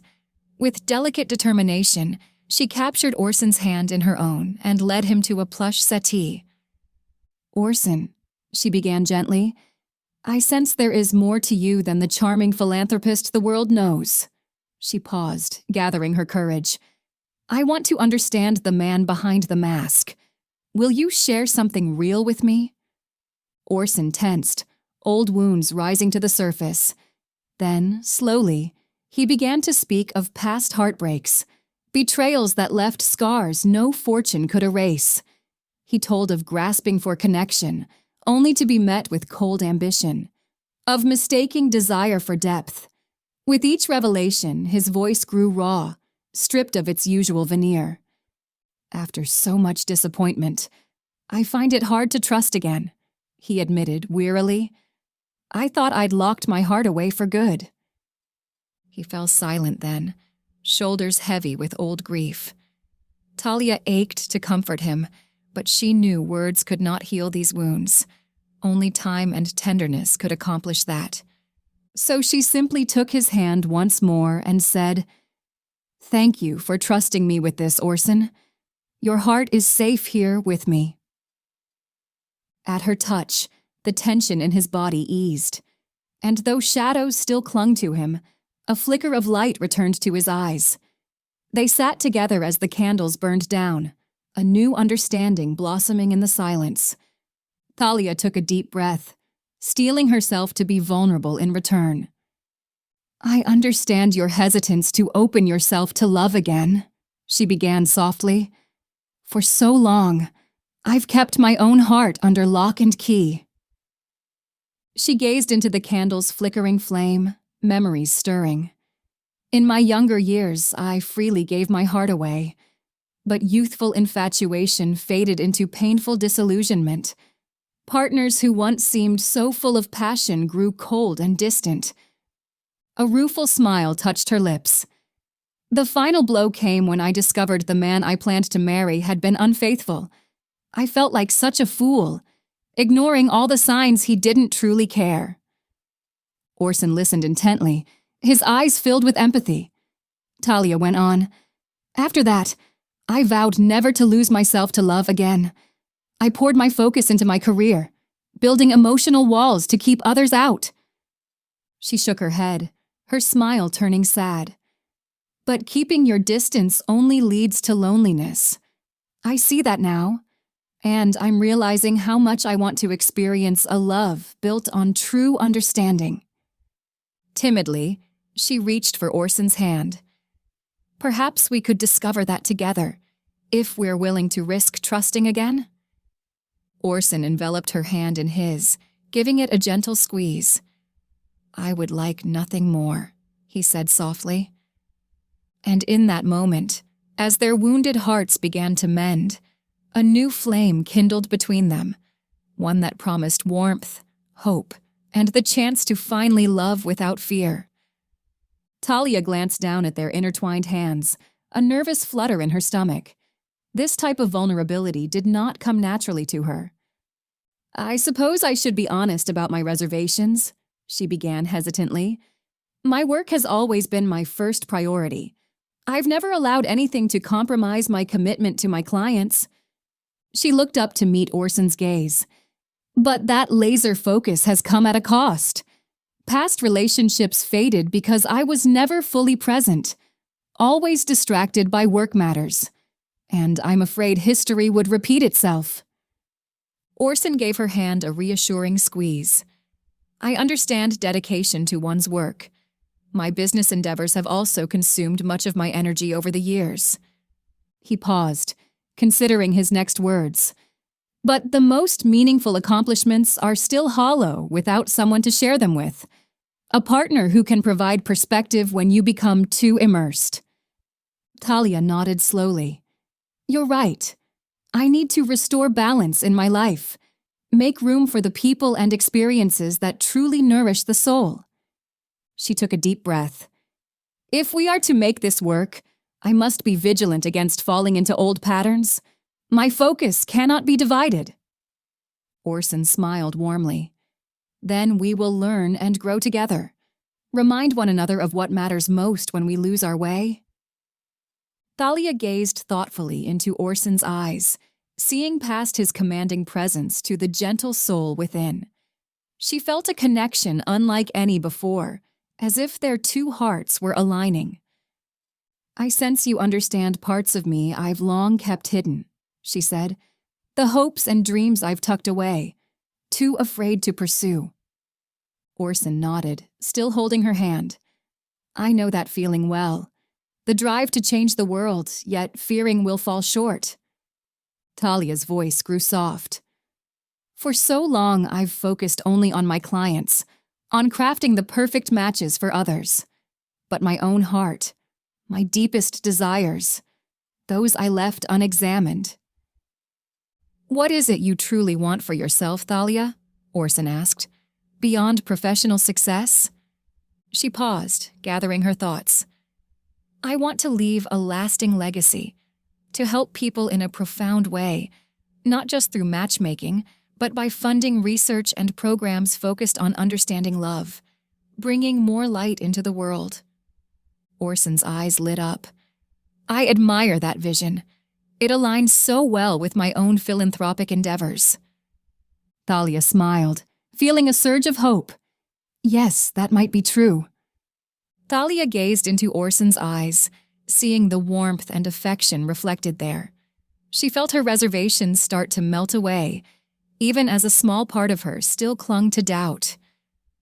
I want to believe this. Believe in us, she said softly. But the risks are so great. If we cross this line, there's no going back. Orson brought his hand up to gently cup her cheek. I know. But some things are worth the leap of faith. What we could build together means more to me than playing it safe. Thalia covered his hand with her own, turning her face into his palm. You're right. I don't want to hold back anymore. She looked up at him, her voice steady. I'm ready to see where this journey leads. Orson's smile was radiant. He drew her close, one hand still cradling her face. No matter what comes, we'll weather it together. Thalia's lips curved into a smile. Their faces drew closer, eyes drifting shut. When their lips met, Thalia felt like she was coming home. The kiss was soft, tender, a promise of devotion. After a long moment, they gently pulled back, foreheads touching. Thalia caressed Orson's cheek with affection. The sound of footsteps broke the spell. Thalia turned to see Amelia approaching, a questioning look on her face. Thalia simply smiled, giving Orson's hand a squeeze. There would be time for explanations later. For now, she wanted to savor this perfect moment. Thalia felt her cheeks flush as Amelia's gaze flicked between her and Orson, no doubt taking in their close proximity and intimate body language. She cleared her throat and took a small step back, though she kept a hold of Orson's hand, not yet ready to break contact completely. Amelia, I didn't realize you were looking for me, Thalia said, aiming for a casual tone and missing by a mile. Amelia's lips quirked. I can see that. Her keen eyes tracked the movement as Orson gave Thalia's hand a supportive squeeze. My apologies for interrupting. I just wanted to check in before the gala ends. Thalia nodded, grasping for composure. Of course. I appreciate you keeping things running smoothly in my absence. Always. Amelia tilted her head. Will you be rejoining the event? Thalia glanced at Orson, who gave her a barely perceptible nod. As much as she wanted to extend this stolen moment with him, duty called. Yes, we'll be there shortly, Thalia confirmed. She smiled. Thank you, Amelia. Amelia returned the smile warmly. See you inside? With an understanding look between the two women, she turned and made her way back toward the gala. Thalia let out a breath, leaning into Orson. Well, I suppose the cat's out of the bag now. Orson chuckled, wrapping an arm around her shoulders. No more hiding. I'm ready for this, if you are. Thalia smiled up at him. With you by my side, I'm ready for anything. Hand in hand, they made their way back to rejoin the event. Chapter 11. Thalia sat rigidly behind her sleek desk, fingers interlaced tightly in her lap. Across from her, Amelia perched on the edge of the leather chair, lips pressed in a thin line. I don't understand why you're being so evasive about this, Amelia said, a furrow deepening between her brows. Thalia averted her gaze, staring intently at a spot on her desk. It's nothing, Amelia. Just an ... indiscretion. It won't happen again. An indiscretion? Amelia repeated incredulously. Thalia, you were seen leaving his penthouse at 2 a.m. The man is a client. This isn't just gossip anymore. Thalia's jaw tightened, eyes flashing. My personal affairs are none of your concern. I would think that after 5 years as my associate, you could show a little more discretion. Amelia flinched as if struck, mouth falling open. She studied Thalia for a long moment before speaking again, voice low. I'm not questioning you as an associate. I'm questioning you as your friend. This isn't like you, Thalia. What's really going on here? Thalia pressed her lips together, holding Amelia's earnest gaze for a beat before looking away. She drew a sharp breath, shoulders sagging almost imperceptibly.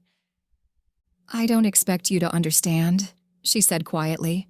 Just trust that I know what I'm doing. Amelia shook her head, eyes glistening. I want to trust you. But if you keep making reckless choices, everything we've built here will be at risk. Is he really worth that? Thalia flinched, sinking back in her chair. She stared at Amelia wordlessly, turmoil brewing behind her eyes. Thalia remained silent for a long moment, staring down at her clenched hands. When she finally spoke, her voice was barely above a whisper. It started off so simply, just a strong attraction, a magnetic pull I couldn't seem to resist. She paused, taking a shaky breath. But the more time we spent together, the more I realized it was something deeper, something real. She looked up at Amelia, eyes shimmering with emotion. I tried to ignore it, to focus on my work and nothing else, but I can't deny how I feel anymore. Thalia rose from her desk chair and began to slowly pace the office, wringing her hands. He makes me feel alive in a way I haven't felt in years. When I'm with him, all the stress and pressures of this business just melt away. She let out a hollow laugh. God, listen to me. I must sound like a foolish schoolgirl. She stopped pacing and turned to Amelia, her expression earnest. I know the risks, believe me, but I'm willing to take them for a chance to explore this connection. Surely you can understand wanting something so badly you'd do anything for it. Amelia held Thalia's gaze, her eyes filled with empathy, but her jaw set firmly. I do understand, but there are limits, Thalia. Lines we cannot cross. She stood up and moved closer, placing a hand gently on Thalia's arm. I know how hard you've worked to build this company, how much it means to you. I won't stand by quietly while you put that in jeopardy. Amelia's eyes flashed with steely resolve. End it with him, Thalia, before this goes any further, or I promise you, I will walk away from Hearts in Harmony for good. Thalia stared at her, stunned. For a moment, the only sound was the ticking of the antique clock on the wall. Thalia's mind raced as she processed Amelia's words. End it with Orson? The thought filled her with an almost physical pain. How could she walk away now, after finally opening herself up to love again. Amelia stood resolute, her stance making it clear she meant what she said. Thalia's success, her reputation, everything she had built teetered precariously on the edge. She moved to the window overlooking the city, the view blurred by tears. "You know I can't do that, Amelia," she said quietly. "Not after finding something real for the first time in my life." Turning back, she met Amelia's eyes pleadingly. "He's different than the others. What we have is special. Can't you understand?" Amelia shook her head, unswayed. "I understand you're risking everything for a man you barely know." Her voice hardened. "If you won't end it, then I will." Thalia's heart hammered in her chest. "What do you mean?" "I mean tomorrow his photo and a full account of your relationship will be on the front page of every paper in town," Amelia said, "unless you finish it tonight." Thalia stared at her in disbelief, the threat sinking like a stone in her gut. "You can't," she whispered, but Amelia's resolute expression told her she meant every word. Thalia's mind reeled, weighing impossible choices. If the affair went public, it would destroy everything. Her reputation, her business, all gone in an instant. She had no choice. For the sake of her dream, she had to let Orson go. Thalia closed her eyes against a fresh wave of tears. When she opened them, her decision was made. "All right," she said softly. "I'll end it." The words felt like glass in her throat. Amelia nodded, regret mixing with relief in her eyes. She moved to Thalia and embraced her tightly. "I know how hard this is," she murmured, "but it's for the best."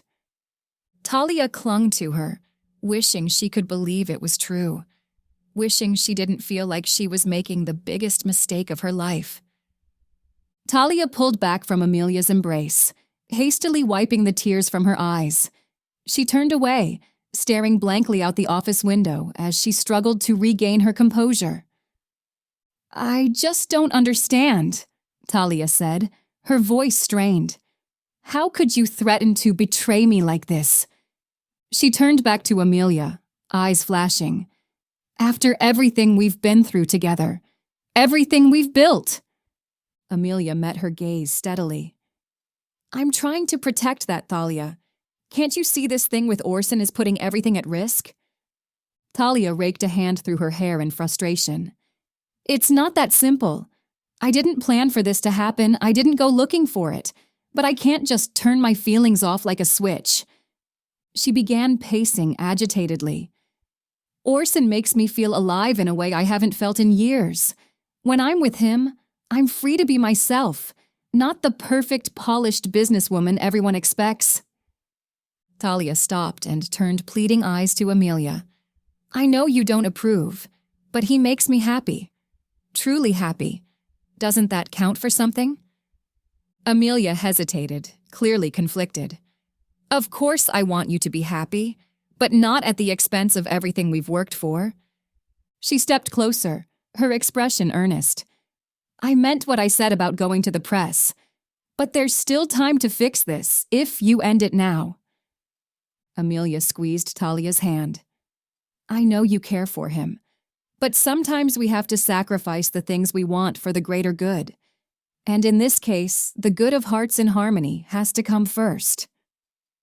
Thalia's shoulders slumped in defeat. As much as it pained her, she knew Amelia was right. With great effort, she nodded. "Okay," she acquiesced softly. "I'll end it tonight." Amelia exhaled in relief. "Thank you. I know how hard this is, but it's the right thing to do." Thalia just hoped she could convince her heart of that too. Amelia's expression softened as she saw the anguish in Thalia's eyes. Despite her resolute principles, she couldn't help but feel sympathy for her friend's turmoil. "I know you don't believe me now, but this is for the best," Amelia said gently. "Our clients trust us with their hearts. We can't jeopardize that, no matter what." Thalia nodded, a lone tear slipping down her cheek. Amelia was right. Their duty was to their clients, not themselves. "You're the backbone of Hearts in Harmony, Amelia," Thalia said thickly. "I don't know what I'd do without you." Amelia gave her a bittersweet smile. "You won't have to find out. I'll always be here as your partner and your friend." She squeezed Thalia's hand. "Now come on, we've got work to do." As Amelia led her out of the office, Thalia took a deep, bracing breath. The conversation had been painful, but it revealed the depths of Amelia's integrity. Thalia now understood that her partner would never compromise their business or moral standards, even if it meant walking away. While the thought of losing Amelia terrified Thalia, she also felt immense respect for her unwavering principles. It was a strength Thalia aimed to emulate moving forward. Thalia stepped out of the office, Amelia's reassuring presence beside her. Yet as they walked down the hallway, lined with photos of successful matches, Thalia's heels clicked with uncertainty. Though her friend's steadfast loyalty heartened her, Thalia couldn't ignore the cold tendrils of fear snaking up her spine. Amelia's threat to expose her still loomed, casting a threatening shadow over the future Thalia had painstakingly built. She stole a sideways glance at Amelia, whose gentle eyes were now steely with resolve. Thalia shivered. She had never seen her friend look so determined, like a gatekeeper sworn to protect the integrity of Hearts in Harmony, no matter the cost. Thalia's throat constricted. She had confessed everything to Amelia in a desperate, vulnerable moment, never expecting such ruthless consequences. But she should have known better. Amelia viewed truth as an absolute, no matter how complex love and desire could be. As they entered the lobby, the ringing phone pierced Thalia's racing thoughts. She froze, pulse thudding. Was it the press? Ravenous for a scandal? Every sense screamed for her to run, to hide from the impending storm. Amelia gave her a sad smile, sensing her distress. "It's going to be okay," she said gently. But Thalia heard the lie in her soothing tones. Nothing would ever be the same after today. The only certainty was her entire world teetered on the edge, threatening to crash down with one false step. Thalia swayed on her stilettos. For once, her poise abandoned her. She was utterly lost, caught between love and duty, integrity and desire. All she could do was pray that somehow, through the ruins, a new path forward might emerge. Chapter 12. Thalia sat curled on her sofa, eyes red-rimmed and distant. Morning light filtered through the windows. The image of Amelia and Orson, their secret revealed, played over and over in her mind. With a shaky breath, she reached for her phone, scrolling to Orson's name. Her thumb hovered over the call button, hesitating. She pictured his face, those piercing blue eyes that saw right through her. He would understand. He always did. Before she could overthink, she pressed call. On the third ring, his voice came through, smooth and steady. "Thalia, is everything okay?" She closed her eyes, taking comfort in the familiar timbre. "No, not really." Her voice cracked. Silence on the line. She could sense him waiting, giving her space to gather her thoughts. Thalia exhaled slowly. "I took today off work. I couldn't face it, not after—" She trailed off, fresh tears pooling in her eyes. Orson remained silent, letting her find the words. In the stillness, she focused on the sound of his steady breathing, finding courage in his patience. "I thought I could handle this, but now everything feels like it's crumbling around me." Her voice broke on the last word. "The business I've worked so hard for, my reputation, all of it could be gone if this gets out." "Thalia," Orson's voice caressed her name. "You are one of the strongest, most capable women I know. Whatever happens, I have faith you will come through this even better than before." "But Amelia," just saying her name brought a fresh wave of hurt. "She's leaving the company, starting her own agency with my biggest client." "I'm so sorry," Orson said gently. "I know how hard you've worked to build Hearts in Harmony." Thalia nodded, a sob catching in her throat. She thought of all the late nights spent drafting proposals, securing venues, each event painstakingly arranged. Now her dream was slipping away. "I just don't know if I can do this without her. She was my right hand." "Hey," Orson soothed, "you have achieved so much on your own. You created something incredible. Don't doubt yourself now." Thalia dabbed at her eyes, grasping for composure. With Orson, she didn't have to be strong or certain. He had seen her falter before. "We'll get through this," he promised. Those words unlocked something in her chest, a spark of hope amidst the ashes. She wasn't alone after all. Thalia let out a shaky breath, comforted by Orson's reassurance. Still, doubts crept in. "I just can't believe Amelia would do this to me. We've been partners for years. I thought our loyalty was unconditional." She heard Orson shift on the other end of the line. "I know how much she meant to you, but sometimes people change. Their priorities shift." Thalia thought back to all the late nights at the office, the celebratory drinks after successful events. Had it meant so little to Amelia in the end? "I keep wondering if there's something I could have done differently," she admitted. "Some way I drove her away." "You can't think like that," Orson said firmly. "This is on Amelia, not you. You've given your all to that business. Don't second-guess yourself." Thalia wiped a stray tear, grasping for perspective. Orson was right. She had poured her heart and soul into Hearts in Harmony. It was her baby. She couldn't lose faith now. "I know the road ahead looks uncertain," Orson continued gently, "but I believe in you, Thalia. Whatever happens next, you have the strength and vision to take your business to new heights."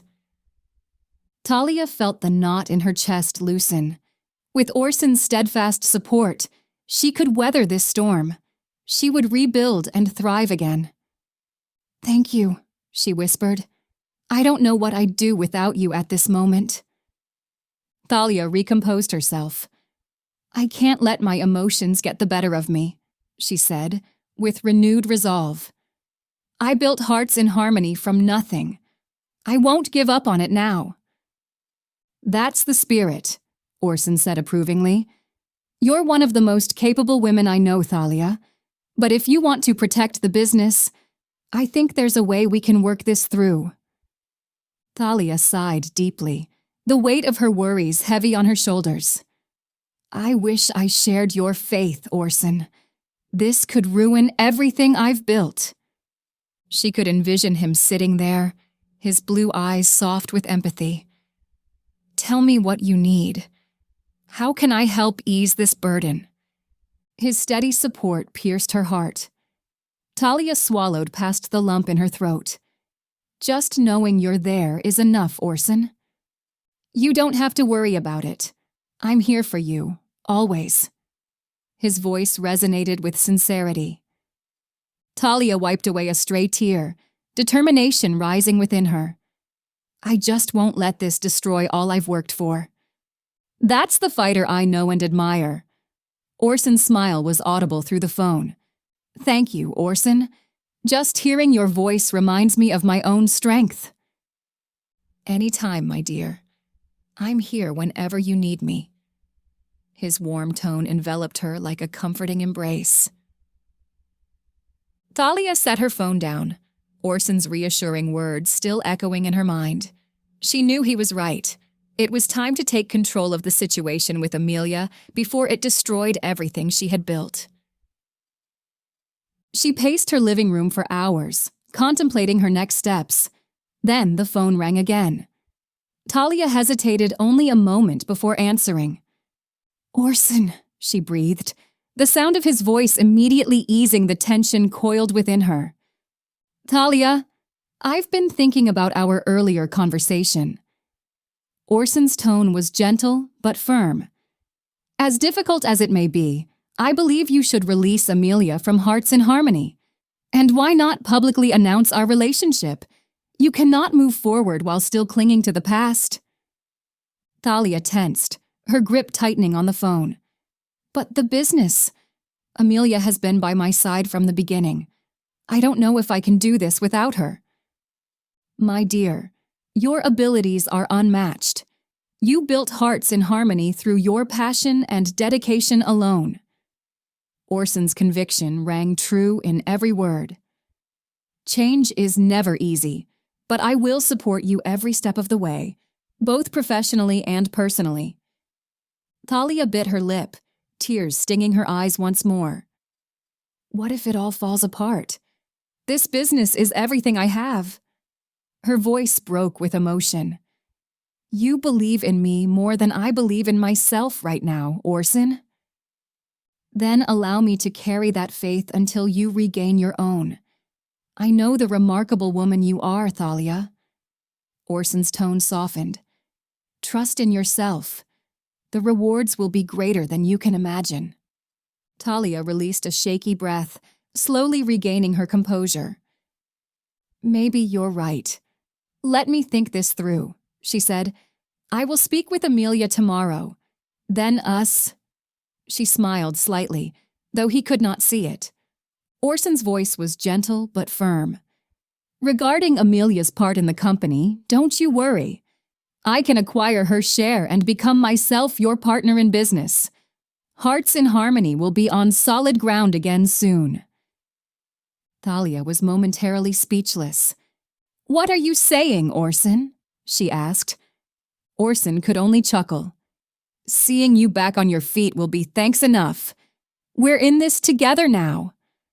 Thalia smiled, a spark of hope and excitement flaring within her. With Orson as her partner, she could not only save her business, but take it to new heights. Then let's build something extraordinary, she declared. Thalia and Orson sat together at her dining room table, laptops open as they discussed ideas for the announcement. I think we should keep it short and to the point, Thalia said. Something simple yet sincere. Orson nodded. Brevity shows confidence. No need to over-explain. He leaned back, steepling his fingers. Perhaps start by acknowledging your past professional relationship, then state that you've decided to pursue a personal one. Yes, framing it as a natural progression makes sense. Thalia began typing. Then emphasize our commitment to maintaining the integrity of Hearts in Harmony. And stress that it will be business as usual for clients, Orson added. No need to worry them unnecessarily. Thalia typed intently, crafting each sentence with care. After a few moments, she turned the screen to face Orson. How's this for a first draft? Orson scanned the announcement, nodding approvingly. Solid foundation. Sincere yet professional. He leaned forward, pointing at the screen. Maybe play up the fact that I'm investing in the company. Shows it's built to last. Good call. Thalia made the addition, then sat back. I think this covers everything we need to convey. Orson smiled warmly at her. It's excellent. You've distilled this complicated situation into something clear and direct. Thalia exhaled, feeling a mixture of nerves and excitement. I suppose there's no turning back now. On to the next chapter together. Always, Orson agreed, reaching out to squeeze her hand supportively. Thalia smiled back at Orson, though her eyes betrayed a hint of apprehension. This was a major turning point, both professionally and personally. She clicked the mouse to send the email containing the announcement. As it whisked away, an uneasy flutter rose in her stomach. It's done, she said quietly. For better or worse, our relationship is about to become public knowledge. Orson gave her hand another reassuring squeeze. Try not to worry. I know it's a big change. He stood, walking around the desk to stand beside Thalia. Gently tilting her chin up to meet his gaze, he said, I believe in you. In us. The future is bright, my darling. Thalia's unease melted away under his steady, blue-eyed gaze. Here was her partner, her love, someone who saw her strength when she doubted herself. She rose to face him. "You're right. With you by my side, I can weather any storm." Thalia kissed him then, a kiss infused with nervous excitement. When they broke apart, she felt emboldened. Chapter 13. Amelia's coffee mug shattered against the marble floor, scattering ceramic shards and splashing drops of black liquid across her pristine white pumps. Her chest heaved as she stared, wide-eyed, at the tabloid headline glaring from her computer screen. Billionaire Orson Blackwood caught cozying up to matchmaking mogul Thalia Moreau. Inside their secret romance. Below it, a photo of Thalia and Orson arm in arm, heads tilted together, smiles intimate. Amelia's shock curdled into anger. How could she? She muttered under her breath, fists clenching. Her heels clicked sharply as she paced her office, ponytails swishing. Thalia had been her mentor, her inspiration. Now it felt like betrayal. Amelia's gut twisted with each pass across the floor. Thalia knew how much Amelia detested Orson's predatory business practices. How could Thalia get openly involved with that man? Amelia's fingers twitched with the urge to text Thalia, to demand answers. But she restrained herself. Confronting Thalia now, while Amelia was still reeling, would only lead to a blow-up. She needed time to process this revelation that had shattered her perception of her closest confidant. Halting at the window overlooking downtown, Amelia took a deep breath. The familiar skyline usually soothed her, but today it only stoked the fires of frustration smoldering within. She had considered Thalia a friend, only to realize she didn't know the woman at all. The thought made Amelia's eyes burn with angry tears. She dashed them away impatiently. Crying solved nothing. Jaw set, Amelia turned from the window. She would get to the bottom of this, no matter what it took. Thalia owed her an explanation. Amelia marched down the hallway, ponytail swinging, jaw clenched tight. Her footsteps echoed sharply as she approached Thalia's office. She didn't bother knocking, shoving the door open with more force than necessary. Thalia looked up from her desk, eyes widening. "Amelia, what?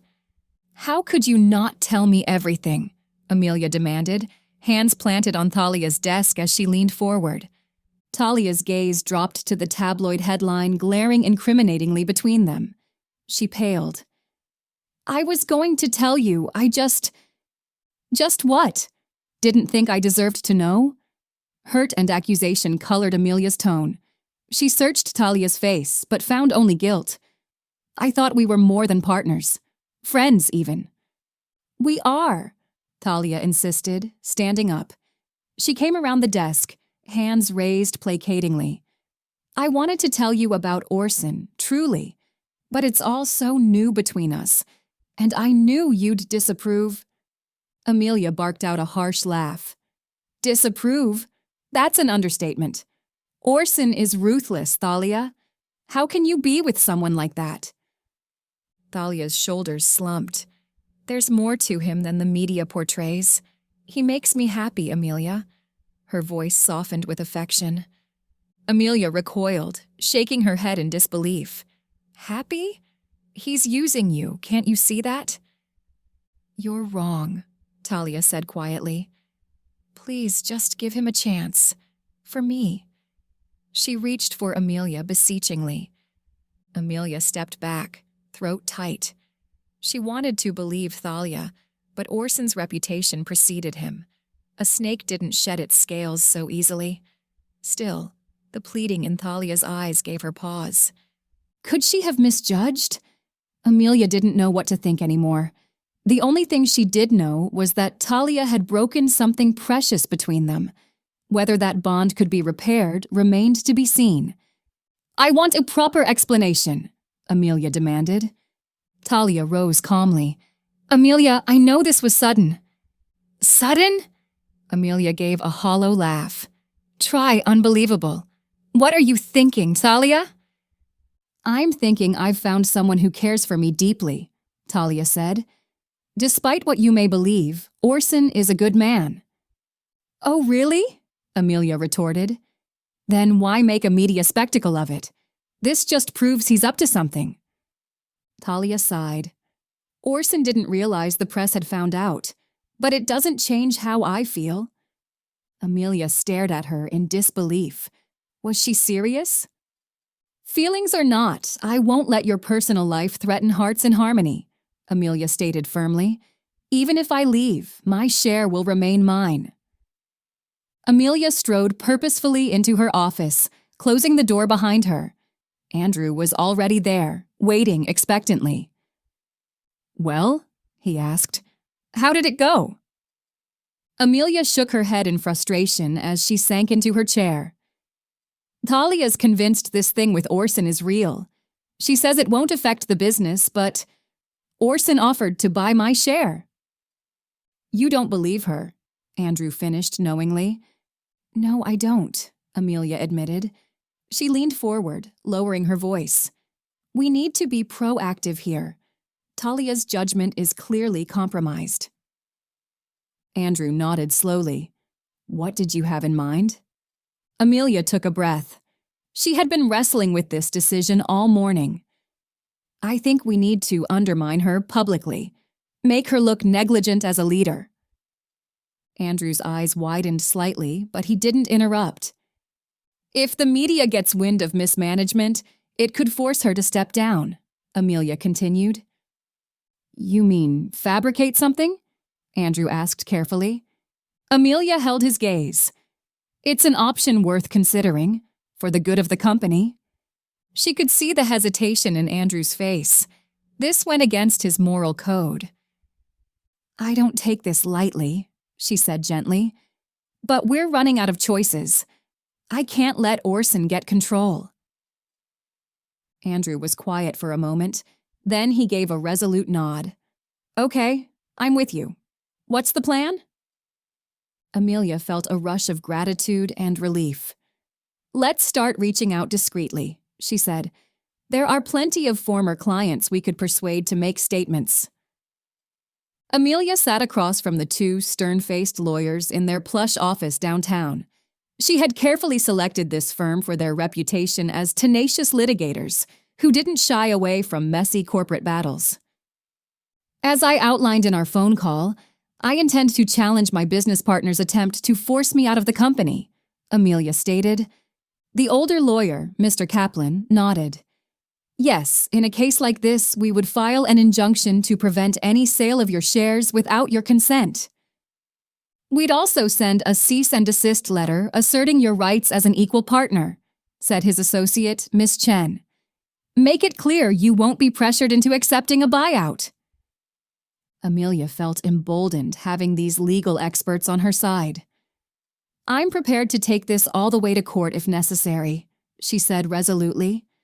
The company means everything to me. I won't give it up without a fight. Mr. Kaplan gave her an appraising look over his glasses. Then we'll fight for you, Miss Hart. We'll use every legal avenue at our disposal to protect your interests. Amelia left the office with a satisfied smile. The ball was rolling. She had set her defiant stance against Thalia's maneuvering. She pulled out her phone to update Andrew on their progress. Thalia would soon realize she had gravely underestimated her supposed meek assistant. Amelia was more than ready for the battle ahead. Amelia met Andrew at a discreet cafe, away from their usual haunts. She wanted no chance of being overheard. It's done, she told him in a hushed voice. I leaked the testimony to a reporter at the Daily. Promised them an exclusive. Andrew nodded, leaning in intently. Good. That's the perfect hard-hitting outlet to maximize exposure. Amelia fidgeted with her napkin, excitement and guilt twisting inside her. I feel terrible about slandering Thalia this way, but she left us no choice. Don't go soft on me now, Amelia, Andrew said sharply. This is our only play to stop her selling us out to Orson. Amelia took a deep breath. You're right. I just hope Thalia can forgive me someday. Their conversation halted as Amelia's phone rang. The caller ID showed a number she didn't recognize. Hello, this is Amelia Hart, she answered cautiously. Miss Hart, this is Clara Evans from the Daily, the voice on the other end replied. I'm calling about the allegations we received concerning your business partner, Thalia Moreau. Amelia steadied herself, ready to cautiously craft her responses. This was the first test of their scheme. She had to ensure no suspicion fell on her. Yes, I did see your story, she began carefully. It's very concerning if true, but I can't personally confirm or deny the claims made. She continued treading the line between feigned ignorance and subtle implication. All while Andrew watched her, tense as a coiled spring, hoping their risky gambit would pay off. The reporter on the phone continued to probe her for more information about the allegations against Thalia. I wish I could be more helpful, Amelia said, an edge of frustration in her voice. But as I said, Thalia and I have had limited contact lately outside of work obligations. She paused, pretending to consider her next words carefully. Although, now that you mention it, she did seem more distant and evasive the last few times we spoke. Amelia let her voice trail off, hoping the reporter would take the bait. Out of the corner of her eye, she could see Andrew nodding approvingly. The reporter pressed further, asking if Amelia thought there could be any truth to the claims coming from unnamed sources. Honestly, I just don't know, Amelia replied, a tremor of feigned anxiety entering her tone. I want to believe the best of Thalia, given our long professional relationship. But if any of this is true... She let the implication hang in the air, knowing the reporter would draw their own conclusions. After a few more careful answers, Amelia ended the call with a promise to be in touch if she learned anything more. As she set the phone down, Amelia let out a tense breath. Andrew gave her an approving smile. You played that perfectly, he said. Just the right mix of shock and reluctant concern.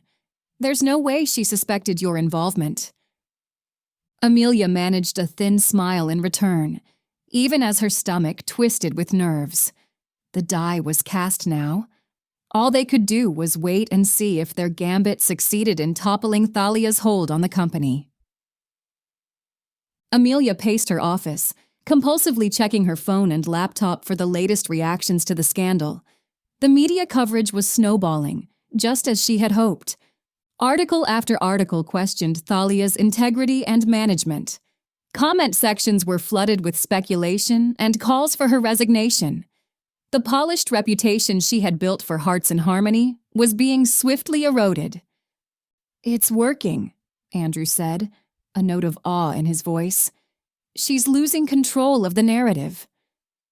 Amelia nodded, feeling a heady mix of satisfaction and wariness. She had wanted to damage Thalia's standing, but seeing the extent of the backlash gave her pause. Had she gone too far? Now's the time to confront her, Andrew said, breaking into her thoughts. We need to act while she's on the defensive. Steeling herself, Amelia strode toward Thalia's office. The lawyers she had hired were already there, bombarding a shell-shocked-looking Thalia with legal jargon and veiled threats. Thalia's head jerked up as Amelia entered, eyes flashing. What is the meaning of this? She demanded. I know you're behind these lies, Amelia. How could you betray me this way? Amelia held her gaze unflinchingly. The only betrayal was you keeping secrets that impact us all, she said coldly. You left me no choice but to act. She slid a stack of printouts across the desk. It's over, Thalia. Resign as CEO and handle me full control over the business, or this goes to court. Thalia stared at her, aghast. The polished veneer had cracked, revealing the turmoil underneath. For a moment, Amelia almost felt pity. But she steeled herself. Too much was at stake now to back down. She had to see this through. Thalia rose slowly, hands shaking. I built this company from nothing, she said, her voice low but steel-edged. I won't hand it over because of your petty jealousy and deception. She turned to the lawyers. Get out! I'll be speaking to my own attorneys. The men shuffled out, leaving a tense silence. Amelia crossed her arms. It's no deception.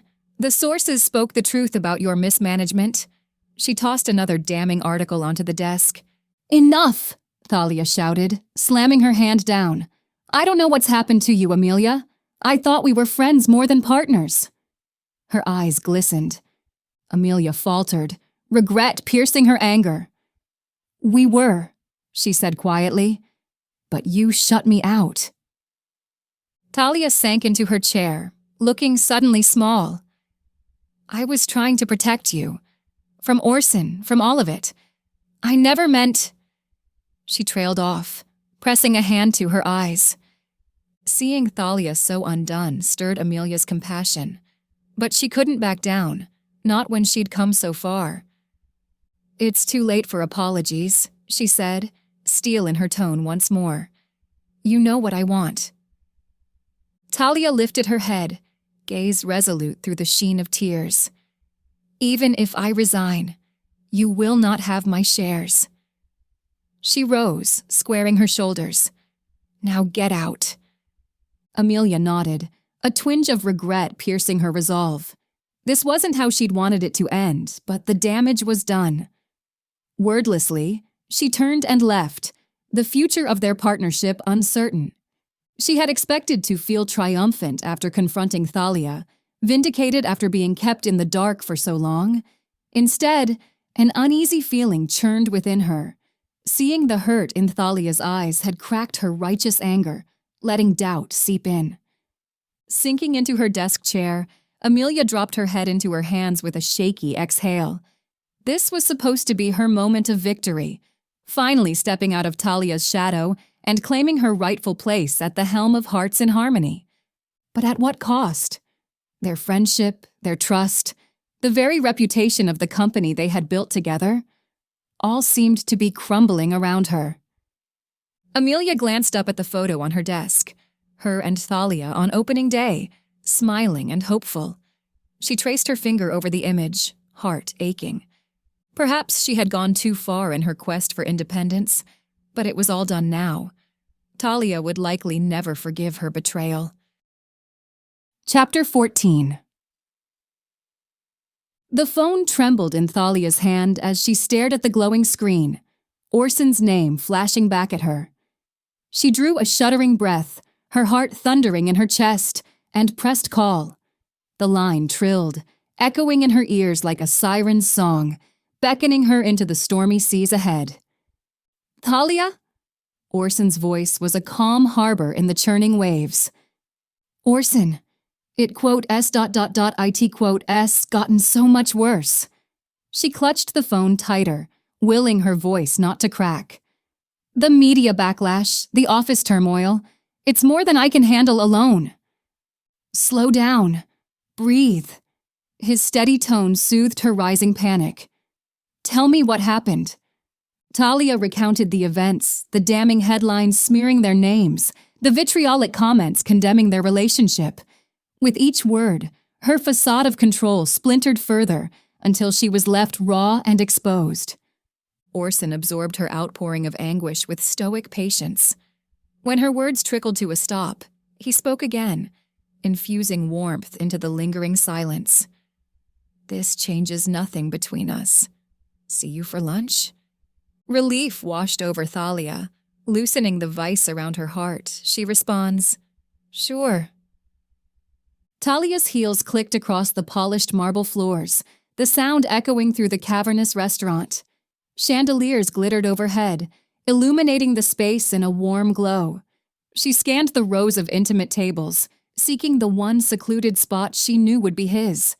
There, in the back corner, half hidden in shadow, Orson sat with his back to the wall, subtly commanding the room even as he avoided its gaze. Thalia's breath caught at the sight of him, the familiar pull of his presence washing over her. She wove between the tables, hyper-aware of his eyes tracking her approach. "Orson," she murmured as she reached him, the name laden with countless unspoken sentiments. He rose to meet her, the barest hint of a smile touching his lips. "Thalia, please sit." She settled across from him, the white linen and crystal stemware gleaming between them. For a moment, silence reigned, charged with the weight of all they'd left unsaid. Thalia meets Orson's piercing gaze, seeing in his eyes the same swirling tide of emotion that threatened to pull her under. She anchored herself in the present. There would be time later to navigate those tumultuous seas. For now, they had a storm to weather. Thalia smoothed her hands over the menu, focusing on the sensation of paper beneath her fingers.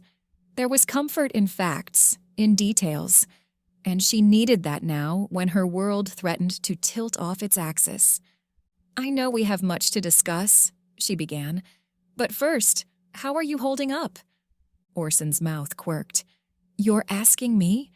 I'm not the one whose reputation is being dragged through the press." "No," Thalia admitted, "but you've stood by me through all of this. I can't imagine it's been easy." Orson reached across the table, his hand covering hers with a reassuring warmth. "You don't need to worry about me. My only concern is you, and helping you navigate this crisis." Thalia grasped his hand like a lifeline. She had expected support from him, but not this depth of unwavering loyalty. It shook her, even as it offered the first glimmer of hope she'd felt in days. With renewed strength, she took a breath and met his eyes. "Then let's figure out how we're going to do that. I have some ideas, but I want to know what you think." The conversation flowed, strategies merging as they delved into the practicalities of managing the situation. Thalia was mid-sentence, laying out a plan to mitigate the fallout with key stakeholders, when she glimpsed movement outside the restaurant's large street-side windows. Her words faded as she focused on the activity, the familiar click of a camera lens setting her body on edge. "Paparazzi," she murmured. Orson followed her gaze, frowning as he took in the small crowd of photographers that had gathered. Their telephoto lenses were aimed into the restaurant, no doubt trying to snap photos of the infamous couple dining together. Thalia suppressed a frustrated sigh, shoulders slumping. She should have known their meeting in public would draw attention, but she'd been so preoccupied with the company scandal that she hadn't considered the consequences. "I'm sorry," she said, meeting Orson's eyes. "I didn't think—" But Orson was already waving off her apology. "It's not your fault. If anything, it's mine for suggesting we meet here." He gave her a sympathetic smile. "I imagine the last thing you need right now is more publicity." Thalia nodded, weariness settling over her. She just wanted a respite from the chaos, a chance to catch her breath away from the judgmental stares and flashing bulbs. Orson seemed to read her thoughts. He leaned forward, voice low and earnest. "Come away with me for a few days. A friend owns a private villa in the Caribbean. We could regroup there, away from all this." Thalia's eyes widened in surprise, even as a spark of hope bloomed in her chest. A few days alone with Orson, away from the scandal and scrutiny, it sounded like exactly what she needed. She reached for his hand, gratitude welling up. With him by her side, she could weather any storm. "Let's do it," she said. "There's nothing I want more." Thalia's pulse quickened as she and Orson made their way out of the restaurant, the promise of escape lifting her spirits. She kept her gaze fixed ahead, determined not to acknowledge the paparazzi shouting questions and jostling for position. Orson's hand found the small of her back, guiding her through the jumble of cameras and microphones. Thalia felt a swell of gratitude for his solid, reassuring presence. Once they reached the car, he opened the door for her, shielding her body with his own as she slid into the back seat. As soon as Orson joined her and the door clicked shut, the cacophony outside faded to a muffled din. Thalia let out a shaky breath. the peace and privacy a balm to her frazzled nerves. Orson gave instructions to the driver, then turned to her, eyes soft. "Are you all right?" "Better now," she admitted. The warmth of his concern never failed to move her. "Thank you for this. I can't tell you what it means to have a respite with you." He lifted her hand to his lips in a feather-light kiss. "You don't have to explain. I know." They shared a look of perfect understanding, emotions crackling in the scant space between them. Thalia had never felt so seen and accepted by another person. She could simply be herself, without judgment or pretense. As the car headed out of the city toward the promise of solitude ahead, Thalia nestled into Orson's side, finally allowing the tension to seep from her body. As long as they had each other, she could face anything. Thalia gazed out the tinted window as the cityscape gave way to open road. The farther they got from the epicenter of the scandal, the more she could feel her anxieties start to loosen their grip. "Tell me about this retreat," she said. "I can hardly believe we'll have it all to ourselves." Orson smiled, that charming, crooked smile that never failed to make her heart flutter. "It's a private villa on a secluded beach. The owner owes me a favor or two. It will just be you, me, and miles of tropical paradise." Thalia sighed wistfully. "It sounds like a dream. No distractions, no prying eyes." "Just rest, relaxation, and each other's company," Orson finished. Thalia bit her lip. "Do you really think we can make this work, with everything happening?" Orson tilted her chin up, his expression serious. "We shall get through this. The media storm will pass. My priority is you, protecting what we have." His voice softened. "Furthermore, my lawyers will stay put. They'll be taking care of the matters while we refresh and recover, Thalia." Thalia felt the last remnants of doubt fade away. She knew with utter certainty that their bond ran deeper than any outside turbulence. Orson drew her close, and she sank into his embrace, savoring the warmth and strength of him. The future was uncertain, but for now, they had each other, and that was all that mattered. Chapter 15.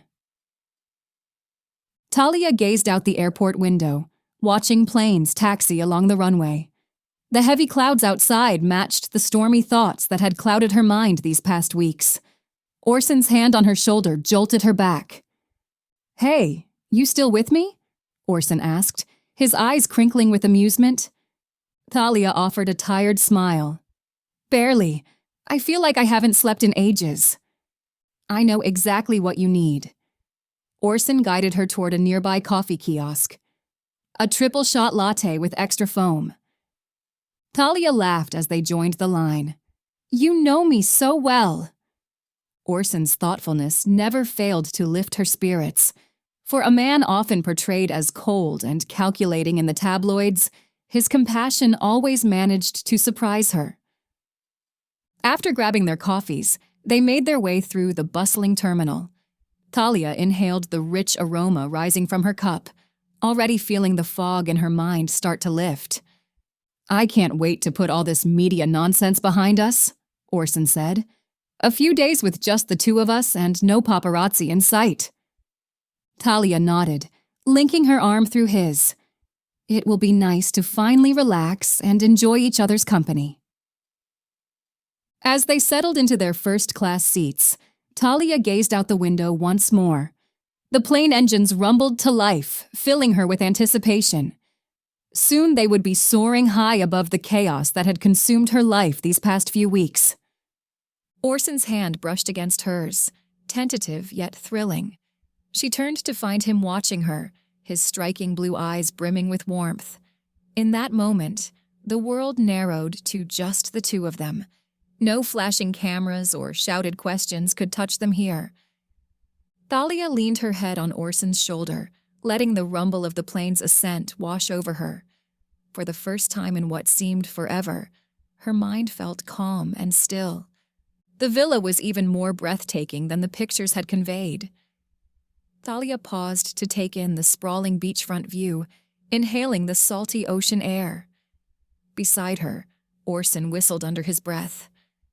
"Now this is what I call a vacation destination," he said, sliding an arm around Thalia's waist. She leaned into him, feeling the tension melting from her body. "It's perfect. I almost can't believe we're really here." Orson turned her to face him, his eyes crinkling with warmth. "No more disbelieving. We've earned this." He drew her close and kissed her deeply, the setting sun casting them in a dusky glow. Thalia returned the kiss hungrily, desire rising within her. Taking Orson's hand, she led him through the grand foyer and up the winding staircase. The master suite was decked out in sleek modern furnishings, accented by bright pops of color. Thalia took a moment to appreciate the details: the plush king-sized bed, the glass doors opening onto a private terrace, the massive spa-style bathroom. "Only the best for you," Orson murmured, coming up behind her to nuzzle her neck. A delightful shiver went through Thalia. She turned and pulled him down onto the bed, their kisses growing more heated. After, they lay twined together, skin against skin. Thalia listened to the hypnotic sound of the ocean outside, more content than she could ever remember being. With Orson, the chaos of her world faded away. The next morning, Thalia awoke to sunlight streaming in through the open doors.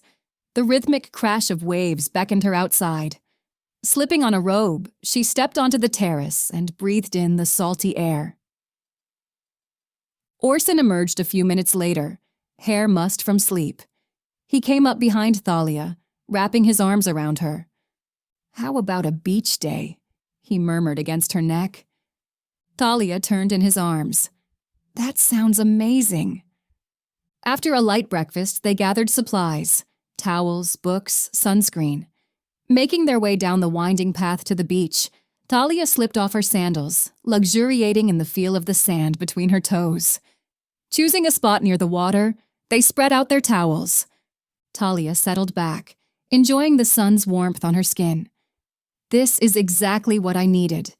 No clients, no appointments, no crises to handle." Orson took her hand, giving it a squeeze. "Just you and me and paradise. Perhaps we'll have to make this a yearly tradition." Thalia smiled. "I love the sound of that." They spent a lazy day lounging and swimming, reading and dozing. As the sun dipped low in the sky, Orson surprised Thalia with a beachside dinner, the table set with candles that cast a romantic glow. The chef served course after decadent course paired with fine wine. Over dessert, Orson and Thalia talked and laughed, the conversation flowing easily. Thalia found herself opening up in ways she never had before, sharing her dreams beyond her matchmaking business. Orson listened intently, his eyes never leaving her face. Reaching across the table, he took her hand. "You are an extraordinary woman, Thalia Moreau. I've never met anyone like you." Thalia's heart swelled. No one had ever looked at her the way Orson did now, with such care and admiration. She knew in that moment that she was falling in love. Thalia could hardly wait for the end of dinner, anticipation building inside her. As Orson escorted her back to the villa, the feeling of his hand on the small of her back sent tingles through her body. Once inside, she turned and pulled him into a passionate kiss, weeks of longing finally unleashed. Orson responded, his hands tangled in her hair as their kiss deepened. Breaking apart momentarily, they hurried upstairs, shedding clothes along the way. The master suite was bathed in moonlight, the open windows letting in the sound of the sea. They fell onto the bed, tangled together, urgency and desire taking over. Orson's hands and lips explored every inch of her body as she arched into him, gasping with pleasure. Their lovemaking was intense and primal, each touch electric. Afterward, they lay wrapped in each other's arms. Thalia curled against Orson's chest as he stroked her hair. "I've never felt closer to anyone," she whispered, Orson kissed the top of her head. Being here with you feels like coming home. Exhausted and sated, they drifted off to sleep, still entwined, the rest of the world fading away. Thalia awoke slowly, blinking in the sunlight streaming through the open windows. For a moment she was disoriented, then memories of the night before came flooding back. She reached for Orson, but found his side of the bed empty. She sat up, clutching the sheet to her chest, and saw him standing by the window, cell phone to his ear. His back was to her, but she could tell from the tense set of his shoulders that something was wrong. Thalia watched anxiously as Orson paced, speaking in terse tones she couldn't quite make out. After several long minutes, he ended the call and turned to her, his expression grim. "What is it?" she asked. "What's happened?" Orson sat down on the edge of the bed. "My lawyer. There's an issue with buying Amelia's share of Hearts in Harmony."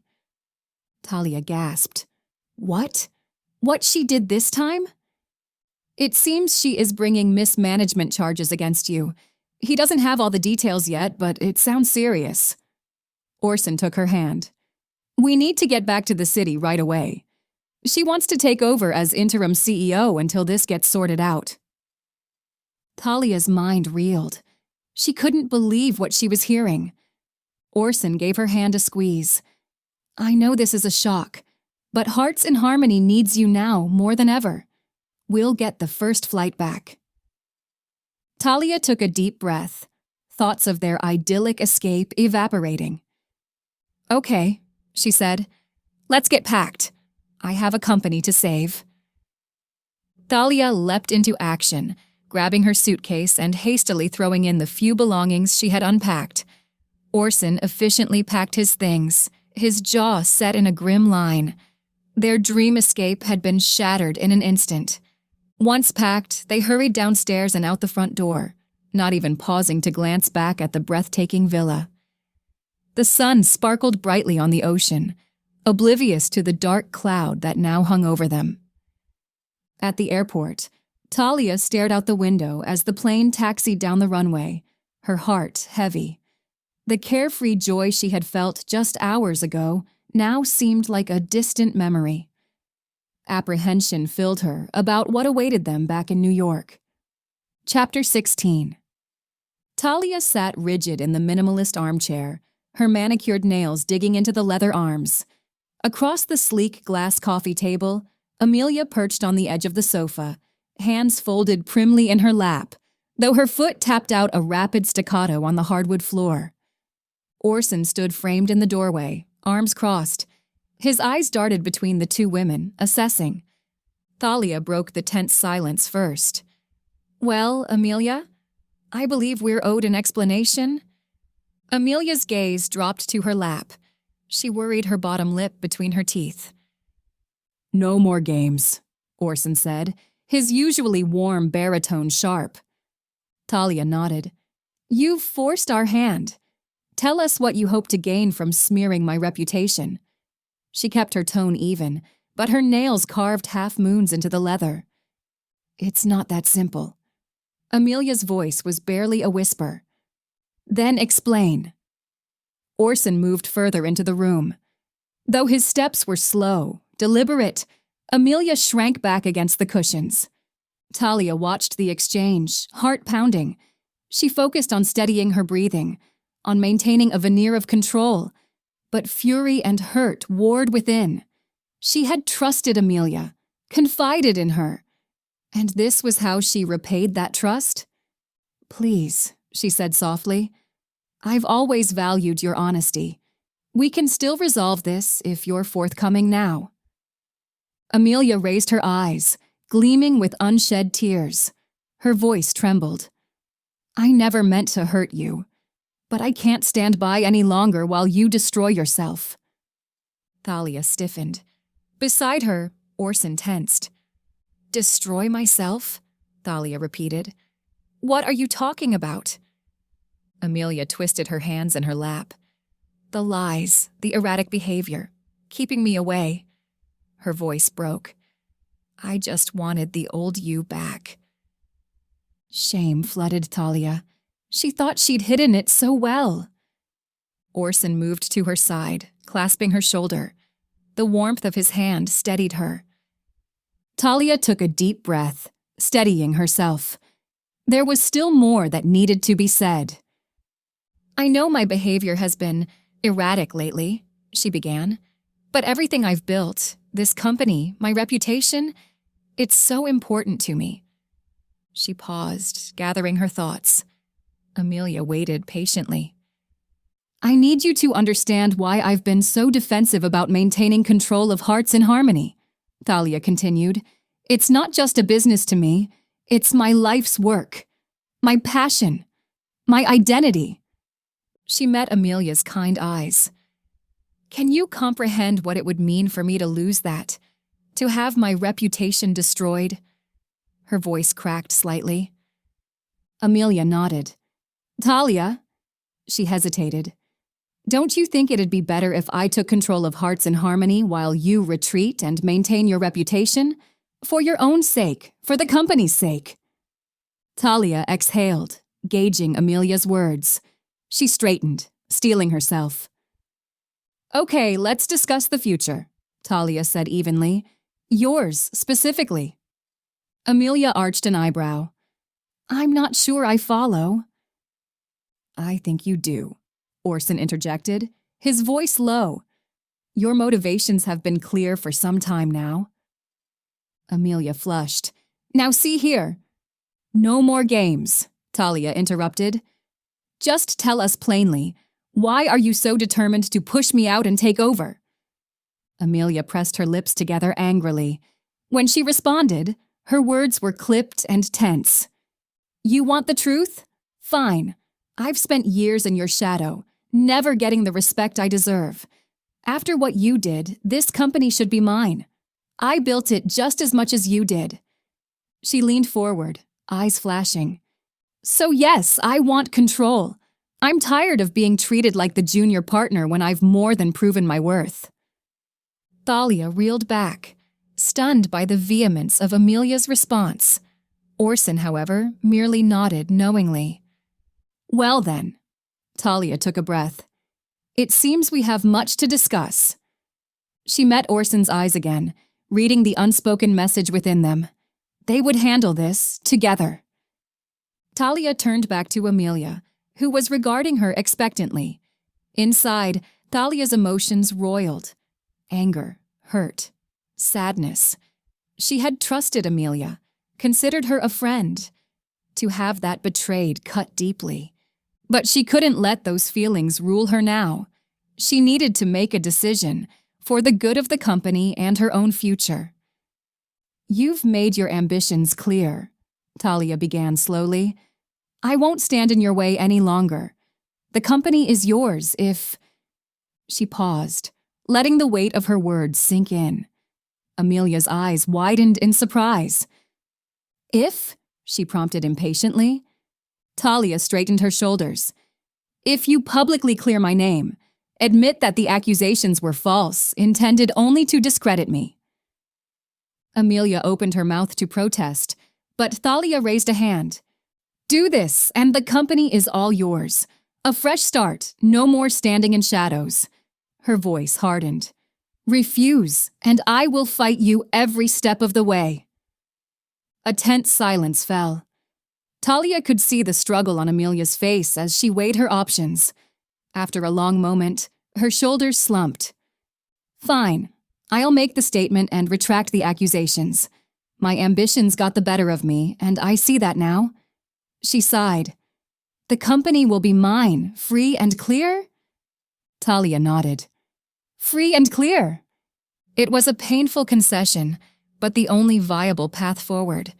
She felt Orson's hand on her back, steadying her as they stepped into a new future, one defined not by ambition, but by trust, compassion, and love. Orson moved closer to Thalia, his presence reassuring and steadying. His piercing eyes were fixed intently on her, conveying wordless support. "I trust Thalia's judgment completely in this matter," he said, his voice unwavering. "She has acted with integrity despite immense pressure." He turned his gaze to Amelia. Thalia values compassion. That's why she's willing to put the past aside and let you move forward. His eyes narrowed slightly. I hope you recognize the opportunity you've been given. Amelia looked down, abashed. When she met his eyes again, her voice was subdued. I know how much this company means to Thalia. I won't forget what she's sacrificed. She let out a shaky breath. I'll work to be worthy of the trust she's placed in me. Orson gave a curt nod. Then his features softened as he looked back at Thalia, touching her arm lightly. A new chapter lies ahead, one defined by possibility, not ambition or status. His voice dropped to a murmur only she could hear. Most importantly, we will face it together.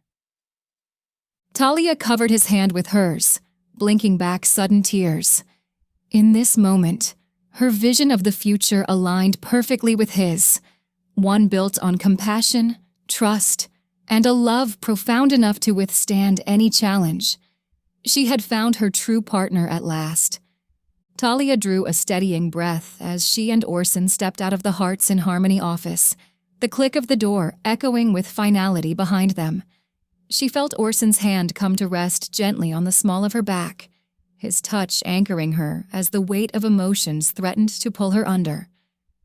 This building, this company, it had been her life's work, her relentless pursuit of perfection in bringing people together. Now she was leaving it behind willingly, if not completely ready. Thalia paused, taking in the view of the city sprawling before them. The sun glinted off the sleek high-rises, full of industry and ambition. For so long, she had made this vista the backdrop of her tireless efforts to succeed. Now, she realized with clarity, there were other vistas she longed to see, other avenues to walk with purpose, with Orson's steady presence beside her. She turned to him, seeing the understanding in his eyes.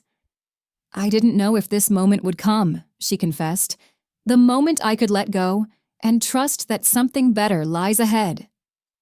Orson brushed a wind-blown strand of hair from her cheek. You've always trusted yourself, Thalia. Now you're learning to trust me. He drew her close as she nodded, tears slipping down her face. She rested her head on his shoulder with a sigh, feeling the chaos in her heart settle. The future was a mystery still, but they would unravel it together. Thalia closed her eyes, soaking in the warmth of Orson's embrace. For so long, she had clung to her identity as the unflappable founder of Hearts in Harmony, afraid to reveal the vulnerabilities that lurked beneath the surface. With Orson, she felt safe enough to let down her guard. Drawing back, she met his gaze, seeing the depths of understanding reflected there. I don't know what comes next, she admitted. My entire life has been building the business, meticulously matching others while keeping yourself locked away, Orson finished gently. Thalia gave a small nod. It was easier to focus on the lives of my clients than confront my own desires, but you've shown me what real partnership can be. Orson brushed his thumb over her knuckles, a reassuring caress. We'll take the next step together, he promised. In that moment, with the bustle of the city surrounding them, Thalia felt the possibilities swirling within her grasp. Though she couldn't see the path ahead, she trusted Orson to walk it with her. Hand in hand, they made their way down the busy street. The future was a blank page, waiting for them to write their story. Epilogue. Thalia and Orson's wedding was a fairy tale come to life. Set in a picturesque vineyard, it was an intimate affair with close friends and family. As Thalia walked down the aisle, she felt a sense of peace and joy she had never known before.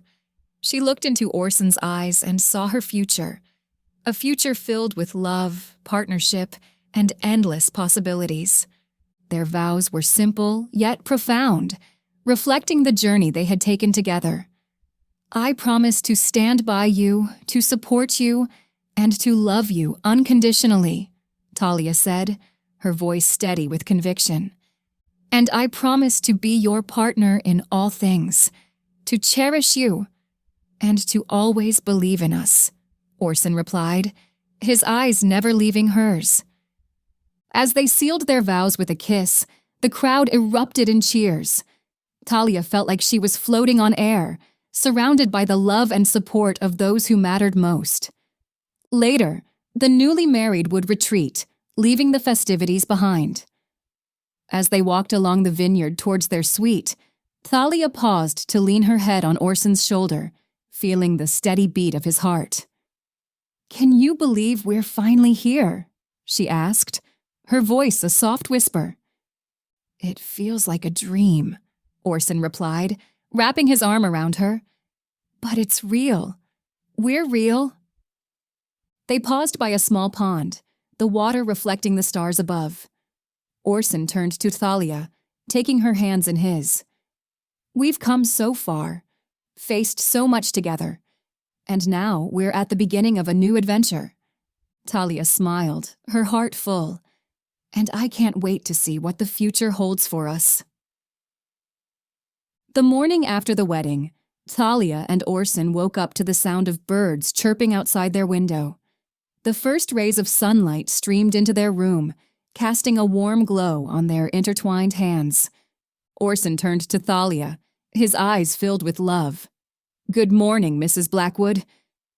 Thalia laughed softly, feeling a rush of happiness at the sound of her new name.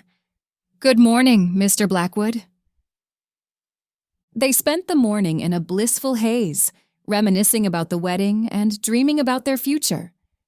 Breakfast was served on the terrace, where they enjoyed fresh fruit, pastries, and coffee, the vineyard stretching out before them. Orson took her hand, his eyes sparkling with anticipation. "Ready to start our forever?" "More than ready," Thalia replied, her heart full of love and hope. As they left their retreat, Thalia looked at Orson and knew that no matter where life took them, they would always have each other. And that was the greatest matchmaking she could ever imagine. This is an exclusive production of the Romance Fiction Club. We hope you had a good time listening. Please like and subscribe so that we can continue creating free content for you to enjoy. Check out our library for more exciting romance stories. Thank you and have a wonderful day. See you soon. Bye-bye.